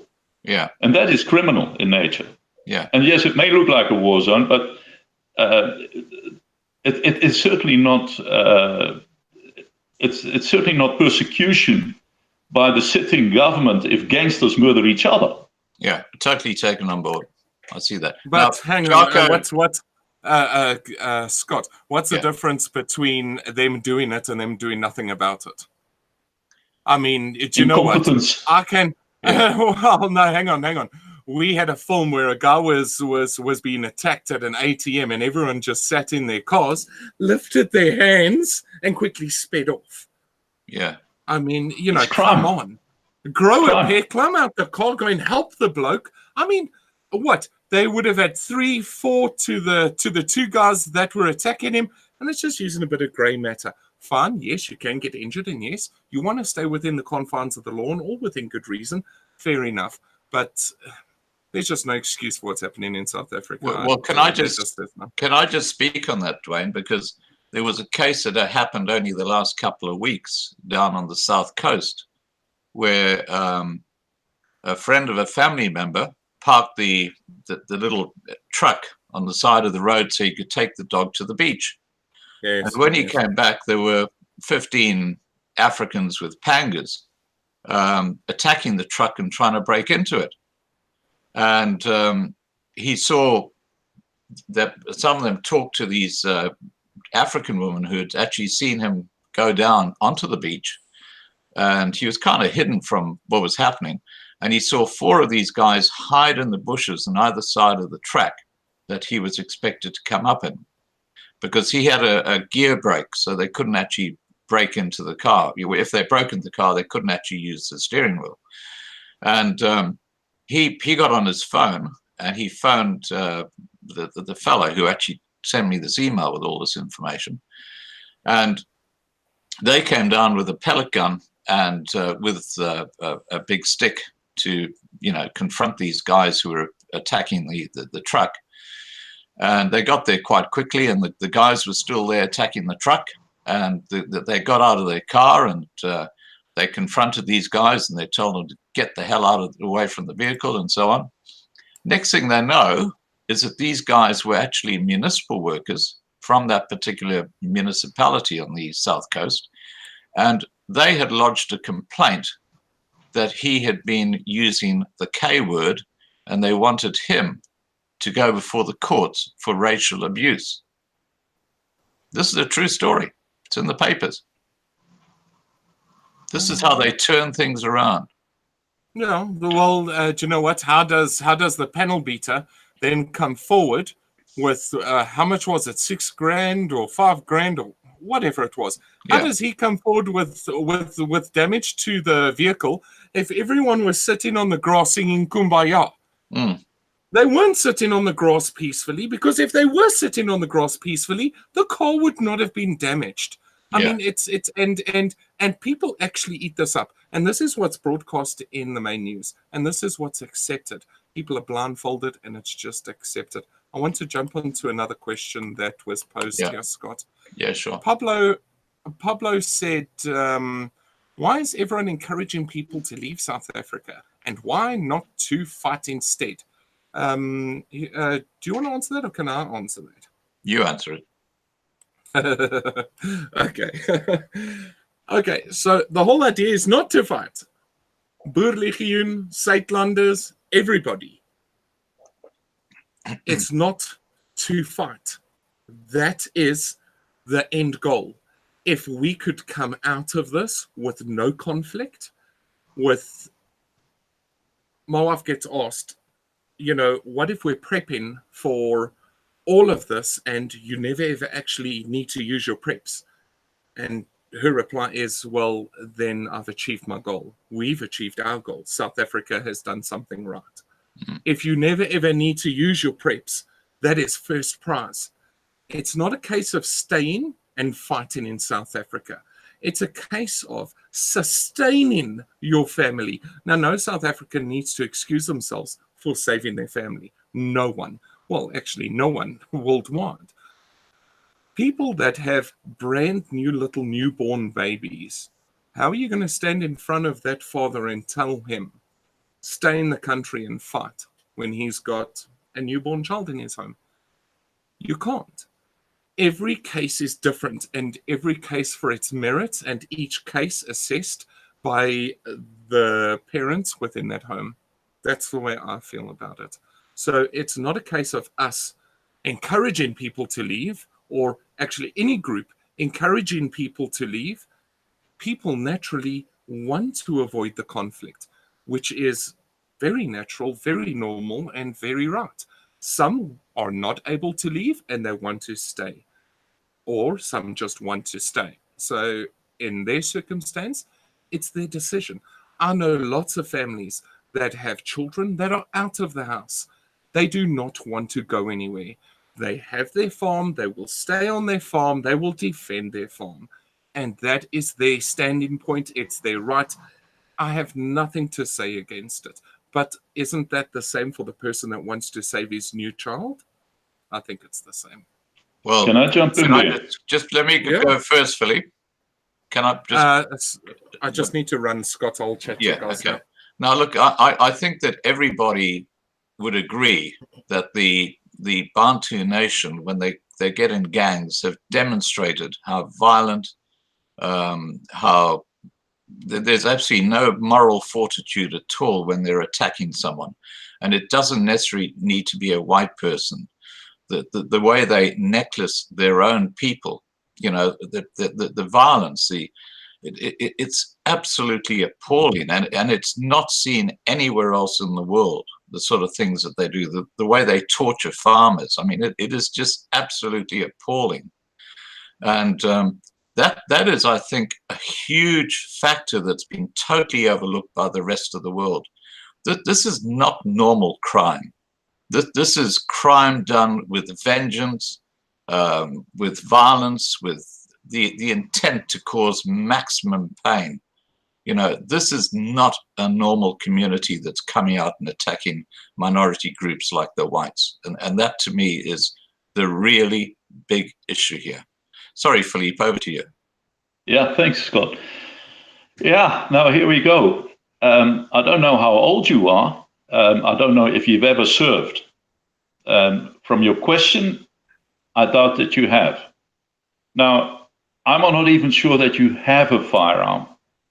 If you have a firearm, you would have set the competency test. In terms of a competency test, you know that the only time you're allowed to use your firearm is in the defense of your own life or a close one to you, or to avoid or avert grievous bodily harm from which you may not recover. You may not use your firearm in the defense of property. You must not use it in defense of property. That's gone. So if there is what is called a common assault, where somebody is thrown to the ground and kicked and robbed, theft of a person, common assault, no threat to life or limb, as far as the ANC is concerned and the Minister of Police and the laws that we've got, that person, that victim can lay a charge. We both know that absolutely nothing will happen, but that is the status quo. That is what he must do. You cannot go and enter into a fray for self-help. If you hurt the guys that are robbing that person, you're gone. You will be charged. Now, these municipal workers have an excuse that they were using those pangas in the execution of their duties. They were municipal gardeners. So here you come with a pellet gun. Now, a pellet gun is classed as a firearm at the moment in South Africa. You have a problem when they lie like hell that you call them all sorts of things. That is a lie. But in essence, if it comes to court, this man will be dealt with in terms of bringing a firearm to people who were legitimately carrying pangas to do their gardening work. With regard to damage to the vehicle, that's malicious injury to property, the guy can lay a charge. It is not that you can take a gun and actually defend your car against guys who are hacking through the windows and try to steal it. You're not allowed to do that in the new South Africa. You can't. In terms of the old South Africa, you actually could, because you could make an arrest, malicious injury to property, and if that person fled, and the only way of stopping him was by killing him, it would be a justifiable homicide. That provision is gone. I don't know who you want to fight. Everybody's talking about let's fight, let's fight, let's fight. Let's fight who? Let's fight the black nation? Do you know, many of those people in black nations don't want to fight you and want to raise families. They have no business with gangsters. They are not gangsters. You want to fight them too? Who do you want to fight, and with what? And what training do you have? And for what? I would think very, very long and hard about taking up arms and having a mindset of violence. Against who? What have they done to you? Just because they're black and because you're white? If you have to defend yourself against a threat to your life, a different story. But to take up arms is basically hot air. It's not going to happen, and you know it, and I know it. Yeah, and the best thing is not to go there. Okay, now Dwayne, you wanted to say something? Yeah, no, in a perfect world, yes. But there are so many different elements that come into play. And I'm going to use Michelle as an example here. She says just the attitude has changed. And yeah. I'm on the ground. Philippe, I'm telling you now, the attitudes have changed. Full stop. And it's not about white. It's actually not even about white and black. I have had black people defend me and be persecuted for defending me. It's and I don't know how to put that, but there are so many elements here that many people do not understand. And yes, definitely the law is there to guide us and to move us in a certain direction. But come hell or high water, if someone's entering your home and your children are busy sleeping and he's there to murder, I mean, you know, you're not going to wait for him to shoot you first and, but all within reason and all within that specific situation. It's very difficult for people to gauge what is right and what is wrong. And, you know, this is why these groups exist, to teach you how to deal with these situations. That's why Dexter exists. That's why this channel exists. That's why everything exists currently in South Africa, where people are starting to come together so they can understand how to handle these situations better. And Philippe, I agree with you wholly, most certainly, but in a perfect world. There are also may I make one brief comment? I don't know if you can see it. This is a bullet hole. In here, out there. I had a gun against my head. I hit the gun away, the gun went off behind my head, through my hand, in and out. That's how close I've come. Wow. I shot and killed both the guys who did that. I ended up in court. I explained what happened. These two bastards were wanted for a string of offenses. They had a stolen 38 special. I still went to court. I had a hell of a legal bill. And at the end of it, the magistrate wanted to know what I was doing in his court when he heard the story. Yeah, what had really happened. Now, I have the money to pay lawyers, and I paid them a lot. And the lawyers for human rights were involved, and they actually postponed the case, and they got the case postponed.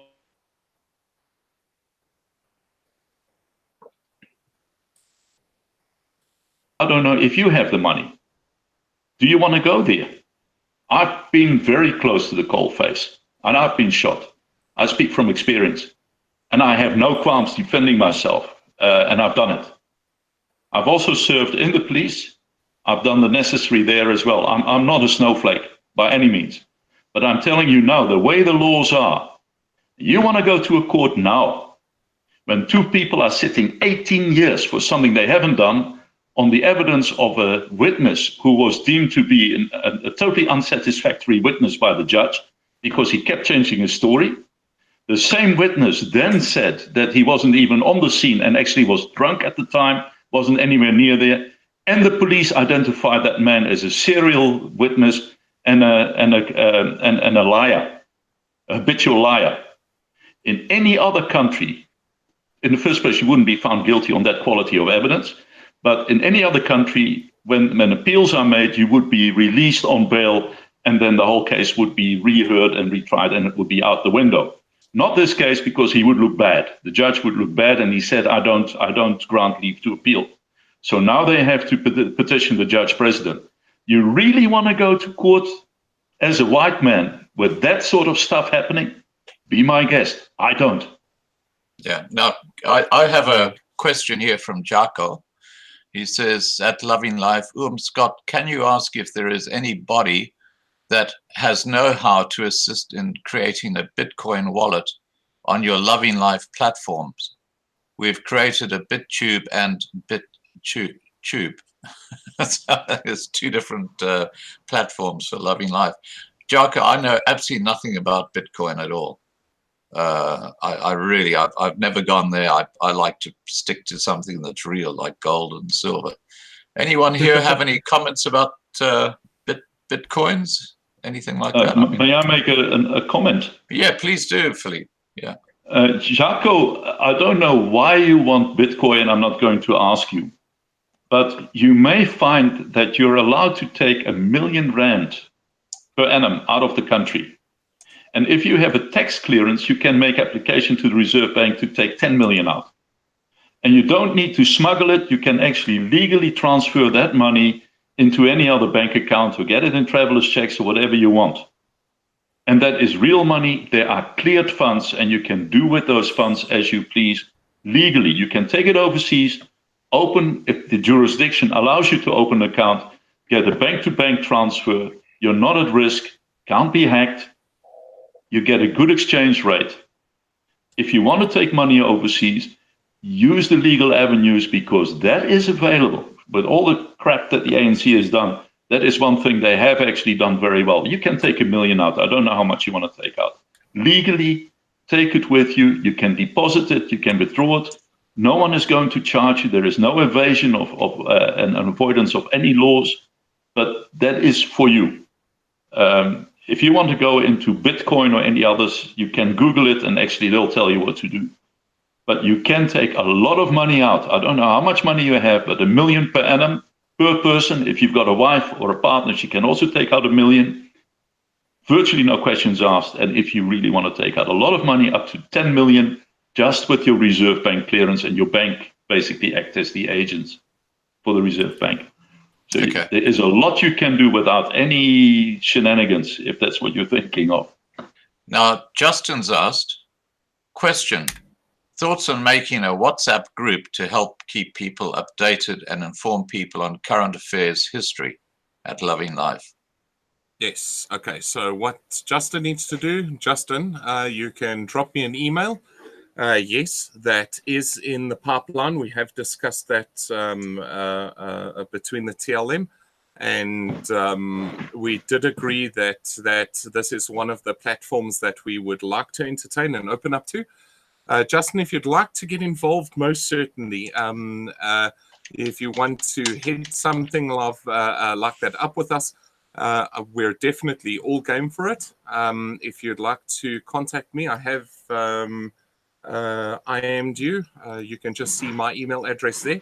Get into direct contact with myself or Scott, and Scott will put you in contact with me alternatively, and you and I can set up that WhatsApp group. And if you'd like to manage that for us, that would be top notch. It really would. Yeah, we need volunteers to actually help us. Yeah. Okay, so White Knight has asked, Boer and Broer, please elaborate on what your thoughts are.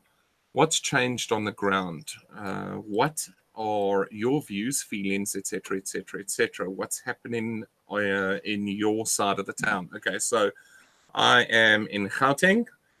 So where I'm positioned, I'm kind of in the thick of it, if you will. We're surrounded by quite a few impoverished majority camps, if you will, squatter camps. Let's just call them squatter camps. That's what they are. And a lot of them, and when these guys rise up, they rise. They shut down streets in under 15 minutes. We've timed it. We've been unable to pick up our kids at school. So when SHTF has hit, and I'm not talking full scale SHTF, but when a bit of the SH1T hit the fan, we were just unable to do anything. Everything's gridlocked. It's lockdown. It's you do not move. You do not get out. You do not get in. You do not nothing. As far as my view goes, I can definitely have experienced a very bad attitude from majority to minority, from driving, from people screaming, "Yes, we're coming for you next." It's been all the way around. It really has. It's volatile, depending on who you're dealing with. But again, these are some of the majority. There's a lot that are very loving, forthcoming, and open arms that would welcome us into their home if that was the case. but I guess they're far and few between, because what I experience on the ground, even in the shops, just an extremely rude attitude. I've been pushed out of lines. I've been sworn at. And I know it sounds stupid to be pushed out of a line. Oh dear, oh no, I was pushed out of a line. It's the way in which it's done. It's the attitude in which it's done with. The feeling on the ground is definitely more tense than what it has ever been. I do feel it. I do see it. I've heard it from many other people. So it is something I've looked at. So yes. Scott, I see someone has joined us. Oh, Habisha. Habisha. Hi, Habisha. Do you want to... Oh, she's gone again. There we go. On and off. That was quick. So, yeah. Now, So this is why the prepping groups are so essential at the end of the day, because if these roads are blocked off in literally under 15 minutes and you're unable to go anywhere, literally, you can climb in your car, you're not going anywhere. It's essential that you understand that you have the basics at home to survive for 3-4 days, if that was the case. In which case, I think ours lasted a maximum of 4 days, where we were unable to get out and, you know, go to the offices and, you know, so forth, so on. So yeah, that's my view on it, White Knight. White Knight, I just want to give a shout out to you. Thanks for being on again tonight. It's always great to have you here. Spot on. Thanks, Emil. Hit that like button, click subscribe, click that bell, and I'm handing over to Scott. Go for it, Scott. Okay, now Jaka has asked or said at Loving Life, the channel rewards creators of content with Bitcoin, and your subs can give you Bitcoin donations, so all your content is monetized, and you also get rewarded just for watching any videos. Now, Jaka, perhaps you could send me an email about that, and we can have a chat about it and get other people who know about that involved. But I really know nothing about that. But let's do that, not in the live stream. Let's do that by email. Darby, good to see you here. Why doesn't Darby have a... Okay, I've just made you a moderator, Darby. Yeah.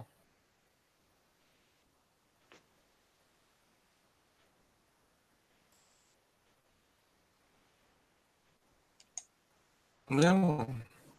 Now, I noticed that Glenn hasn't turned up yet.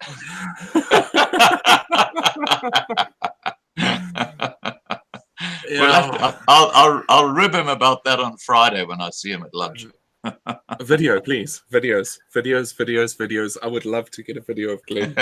Glenn, I know you're going to watch this afterwards and we're all going to have a good laugh, but yes, we are going to get a video of Glenn.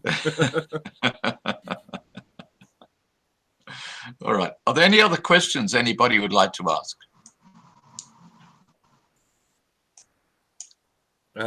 White Knight, he posted another one to me. Yeah. Have you ever thought about relocating to Cape Town? Any thoughts about moving out of Johannesburg East and Boksburg Brakpan? Is very worrisome. How close to the squatters are now on the outskirts now? Okay, so yes, we run a ton of projects in the background, even that the channel doesn't publicize. We have little brainstorming sessions with groups. They're kind of like micro think tanks, if you will.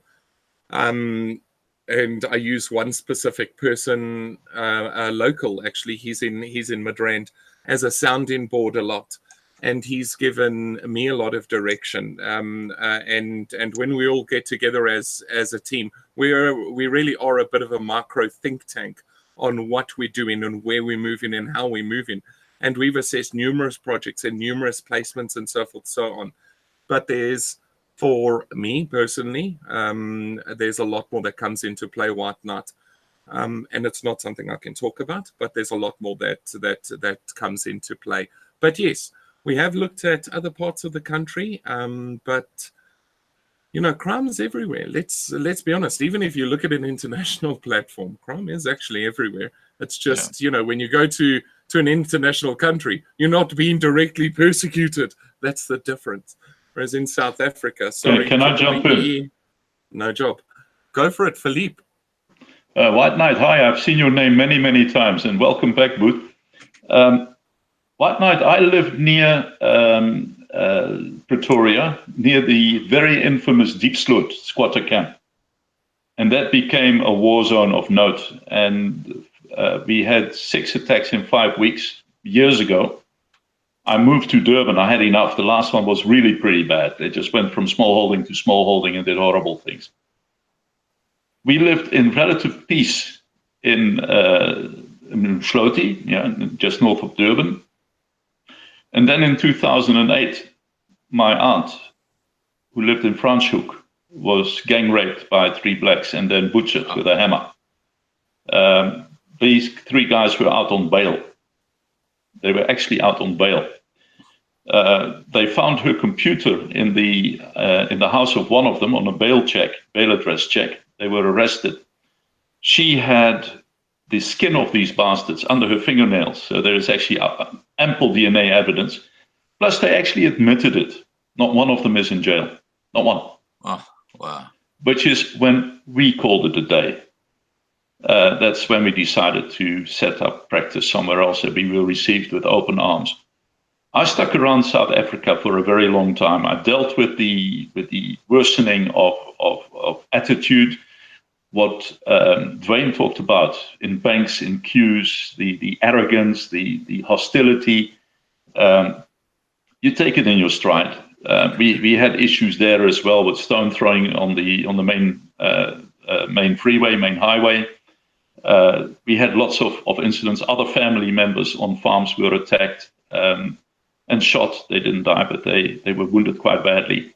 At the end of the day, with a mindset where this sort of attitude is not only tolerated by the government, but actually showcased by the government, where you start getting in an arrogant situation where the presidents, as I said before, say kill the whites, kill the boer, kill the farmer, 1 settler, 1 bullet, we boil them like frogs, drive them into the sea, all sorts of statements which are highly inflammatory, where a court goes outright against its own mandate and says do something about it if you can, and you can't, which is true.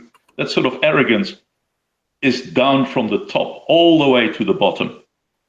Now, at the end of the day, maybe the answer would be your own country within South Africa. I'm not sure how that is going to work. I don't even know how you're going to get it right.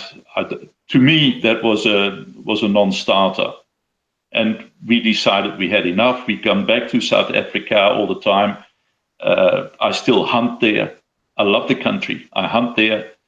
Should the situation change, I don't know how or when or to what extent, we may well return and help rebuild what is there. There are 105 people here who couldn't take that attitude anymore and actually took their families and left. And they are at the top of the game. All 105 families that I'm aware of, they're at the top of their game. They are the best we can get here in northeastern Scotland in their fields, highly respected. Yet a lot of those will also return, but not with the current mindset.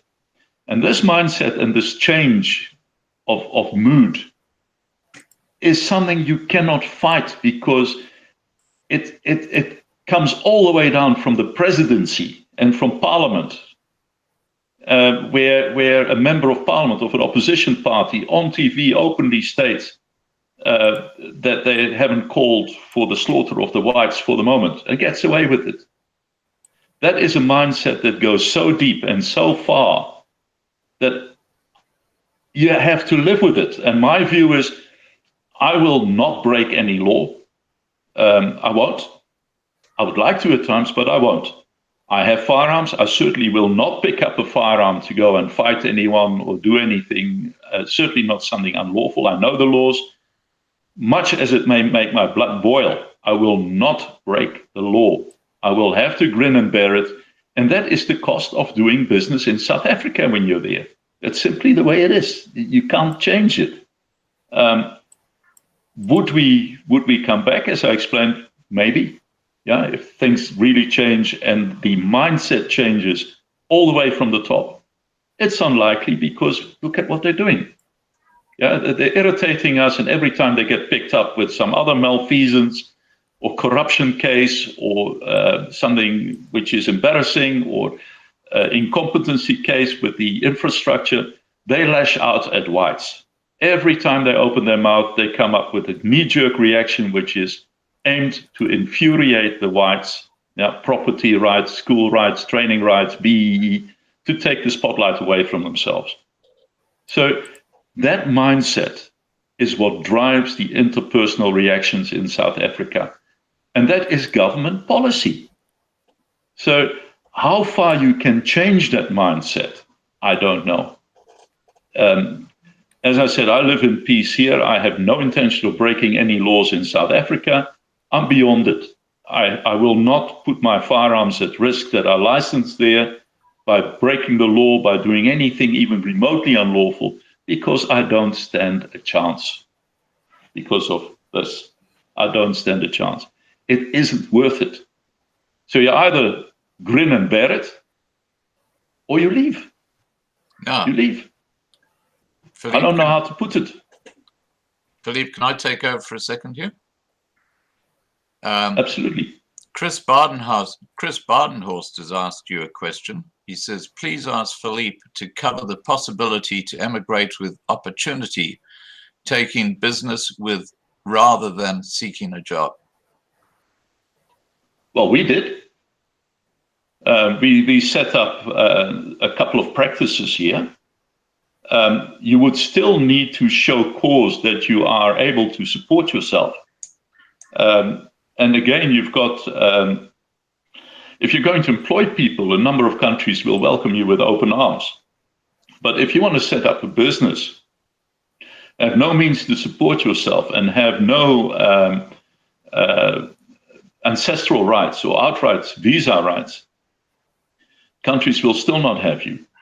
Yeah, you will need money. There are countries, for example, Portugal, where with an investment, they will take you in and give you residency rights, and then you're part of the EU. And you can virtually move anywhere you like, and within a couple of years, you get citizenship. Cyprus is another country that has fairly reasonable laws to move in, but you will need a lot of money. You're looking at about €500,000 to set up something. So temporary residence permits as an expat is different. But to set up a business, that business needs to be substantial and viable. When we set up practices here, one machine, one laser machine that we have, just one, is over 5 million rand. You're looking at over 250,000 pounds. Wow. And we have a whole battery of the damn thing. So we have a very substantial investment in equipment and in what we do. Our qualifications are recognized here. Then things become very easy, very straightforward. But to say, I want to set up a business and I have £1,000 and come here, they probably wouldn't stand for it. You will have in many countries in Europe minimum amounts that you need to bring in. I believe that Montenegro and some of the other countries in that area are also inviting people to come in and offer forms of residency against investments. And they can be very reasonable. South America, Central America have far more lenient investment policies than they have in Europe. And you can go in there with a lot less money. You can even get into the US if you have a certain amount of money and you create jobs and get a visa. So yes, businesses, if you bring a business over, an existing viable business with the cash to back it up, particularly if you prepare to employ people, there isn't any country that will knock you back. But the proof of assets is here quite substantial. I would seriously look at Central American countries where you have also very reasonable tax regimes. And the burden of bringing in capital is far and far less than it is here. I don't know if you want to come around here or somewhere else, but businesses employing people with funds, with qualifications, fairly easy. Philippe, I believe that I believe that Panama is getting a very large South African expat population growing there because of that very thing. Brazil, Colombia, Brazil, all those countries are welcoming expats with skills and money. But one of the things that you should bear in mind is when you have to learn a language that is completely foreign to you, it isn't easy. And there are a couple of countries. Puerto Rico has a very easy regime for citizenship and for visas, setting up residency there, registering businesses. But most of it is Spanish. If you don't speak Spanish, there is a layer that will be able to communicate in English with you. But a lot of people can't. Your kids will have to go to a Spanish school unless you have the money to send them to an international school, which is very expensive, very expensive. Your social ability will be curtailed if you meet people who don't speak English. It's not easy. And you're on your own. You don't have a support structure there. Your history is gone when you move to another country. Yeah, your family, your friends, your schooling, all the things you did on holidays, it's all wiped out. It's gone. You now have to start building that all over again. And that's not easy. It can be a very lonely business, which is why we help people do it here. So think of that. But Central America, very welcoming. The thresholds are very lenient. Europe, very welcoming if you have the money. Okay. It's not lost. It's not an entrance fee that you pay to get registered, like a tax, like a fee that you lose. It's an investment. The investment is yours. It stays yours. You could invest it in real estate, in your home, in a business. Yeah. Now, yes. Darby Oosthuizen has said agriculture declined by 13% this past year. Next year, it'll be past 25%. Then slow starvation will become a reality. And in another 6 years, it will be chaos. Interesting insight. Thanks, Darby. Let's hope he is wrong, but I don't think so. I think the 6 years might be very optimistic. I think it'd be before then. Yeah. If they proceed with the seizure of land and farms, I can't see anybody putting any money into their farm and creating another debt for themselves. Well, that's exactly what they're saying. Seeds and diesel and stuff. Yeah. Payable with the harvest. I wouldn't do it. Yeah. All right, guys. Are there any other questions you want to ask in the side chat? We've been going for 2.25 hours now. Time flies when you're having fun. Tell Glenn this is as much fun as you can have with your clothes on.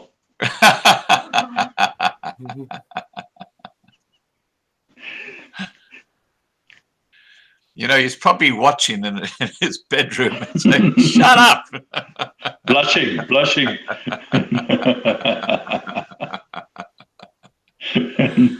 Here's a shout out to Selena. Okay. If there are no more questions you guys want to ask, or do you want to say something, Dwayne? Yeah, no. Philippe's getting great comments here. Thanks a mil, guys. Philippe, a lot of guys taking their hats off to you. Very knowledgeable. Yeah, he is. Speaking a lot of sense. The guys are definitely understanding it. Yes, no, brilliant. Okay, well, look, I think we might just wrap up because I know it's getting late in South Africa. Dwayne, would you like to kick off with just a closing comment or closing thought? Yes, definitely. I'd like everyone to click that like button, hit subscribe, and thanks all for joining us, guys. If you do want to get involved, please remember, hit the like button, click subscribe, tap the bell icon. Email Scott or myself if you want to join one of the social media platforms, without which these platforms unfortunately won't go up. We need help to get them up. So don't forget to drop us an email, and thanks for coming through to this live stream. Philippe, Always yeah. phenomenal talking to you. You give great direction. You give great advice. You always have. You're very knowledgeable in the subject. Scott, and yeah, thanks for hosting, for having the channel going. And I just want to thank all of our subs, and that's it from me. I'm going to hand over to Philippe. Philippe? If Anita is there, hi Anita. we're always very nice to each other. Guys, I'm on the channel because I care, and I care deeply about South Africa. I care deeply about you guys. In fact, I care deeply about the black and the colored and the Khoisan and the Asians. It makes no difference to me. I care about all South Africans. I'm of the opinion that there is a bunch in government that don't really care about me, and I have things to say about them. I don't believe personally that the majority of fellow black South Africans have it in for us. My appeal to you guys is do not break laws. Stay well within the laws, no matter how frustrated and challenged and provoked you may be. Don't do it, because the results will be there for life. You can't undo them, and you just need that clear record at some point in time. If you can, guys, walk away. The other thing is we help those who seek it, and we try whatever way we can. If there is a gap to try and find you guys a job one way or another, if you qualify, I will do it. I will help you. The invitation also stands that if there are issues, stress-related, health-related, family-related, because of the circumstances, and I'm so well aware of them, that we can help you with, speak up. And we can actually dedicate a program to it and give our input and see how we can make things work for you when it looks really, really black. I've had them here with post-traumatic stress disorder situations, and we put them back on their feet. There are ways of handling it. And between the three of us, Dwayne, Scott, and I'm damn sure that we come up with something that will put a smile on your face and get you to take that next step to recovery and a better life, whatever way we can. And we're there for you. Thanks for sharing with us, guys. Thanks, Philippe. All right, just in wrapping up the live stream tonight. Now, Mr. Sweet As, I think, wrote, it's all good and well for people with money, but what do poor people do? Now, next Sunday, I'll be talking to King's Resettlement Program, to Vanessa. Please come and join us on that live stream, because she is actually talking about what the options are for people seeking asylum. And if you have a case, you don't have to have money. It doesn't matter what your age is. It doesn't matter what your health is like. So it's a very, very important discussion we'll be having next Sunday. And, you know, we are looking at setting up an asylum support group, which is still very, very, very early days. But I think with the King Resettlement Program, we can start getting a network of people together who can support asylees moving into countries like the US. So look, don't give up hope. Just know that we are looking at all the options and trying to help as many people as we can. Don't forget that the 6th and 7th of July, we're having this huge live stream on the weekend about the massive food drop that's going to be coordinated through Loving Life Channel. And that's food going to the impoverished whites in the Gauteng area. And we're trying to set up with doctors and even clowns to go and play with the kids in these squatter camps. They have such a torrid time on that weekend. So if you can volunteer, I'll just throw my email into the, here we go, homestays at, Dwayne, could you do that for me? Yeah, I can't see what I'm doing. So if you do have entertainment skills, or you're a doctor, or you're even a nurse, and you're happy to volunteer a few hours even, just please contact us and we'll put you in touch with Patrick. And, you know, what will happen is you'll meet the people who run that squatter camp, and your safety will be fine. Scott, on that note, I've still got another question. Yeah. Guys, we are destroying in the UK 100 million pounds times 20 in rand a year. Those are medications that are actually not collected by patients. They've been prescribed. They have been put together in little bags in the pharmacies, and they're simply not collected and are then destroyed because they can't be reissued. And that includes stuff with blister packs that cannot be interfered with, that have never left the actual professional side of the pharmacy. No one could have tampered with them. They're just destroyed. My view is that if we can get hold of those medications and send them to registered pharmacists in South Africa who are licensed to import this stuff and can then dispense them, that they're written off, they get destroyed, and can then dispense them on prescriptions, or if there are OTCs, over-the-counter medications, dispense them as such.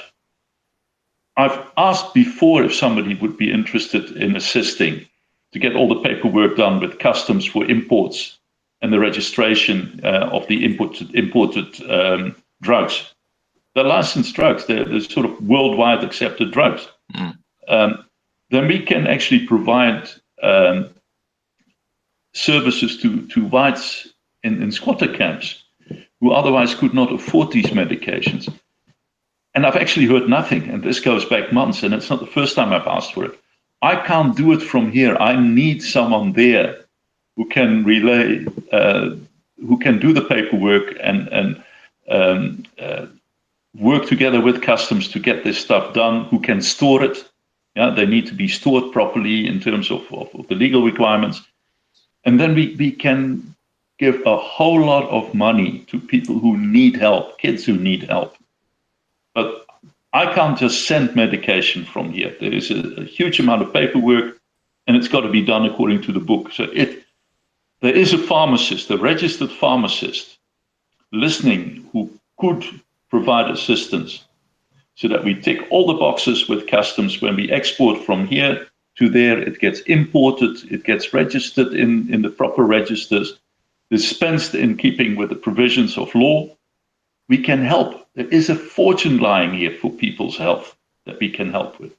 I need someone who can actually run with it there. And no one comes forward. I can't do more than that. Fantastic idea, Philippe. Now, look, for those of you who are listening, there are about 300 people watching right now. If you know a pharmacist, or you've got a family member who's a pharmacist or something like that, please send me an email, and I will forward it to Philippe, and let's see if we can make this thing happen, because that would certainly help, you know, these people who must be living in a horrible, horrible world. All right, guys, I'm going to wrap it up there. Thank you so much for participating. Thank you for the guys in the side chat. Thanks for the people who are brave enough to come and join us on the Hangout. And our new mods. Yeah, and our new mods, yeah. Yes. You guys always do great work. And don't forget that we have live streams during the week now. And I'm sure Dwayne will have one lined up for us sometime during this week. I'll be talking to Karine with Real People on Wednesday night at 8 p.m. Johannesburg time. And we'll be soon starting those special live streams with experts talking about different parts or different areas. And we'll keep you informed about that through the channel. And lastly, this Sunday, remember that we've got King's Resettlement Program with Vanessa. Sorry, Dwayne, over to you. Yes. Philippe, I just want to let you know, Lizelle has said that she will send either an email to yourself or Scott tomorrow with a pharmacist that you can get into contact with. That's already done. Fantastic. Brilliant. Yes. Let's go to work. Thanks, Amal, Lizelle. Definitely. Let's get these things moving. Good girl. Scott, thanks, Amal. Thank you, Dwayne. And thank you, Philippe. I mean, these two guys do an enormous amount of work. All right, guys, I'm going to shut off the program now. Thank you, and have a great evening, and have a good week next week. Take care, and bye for now. Cheers, cheers.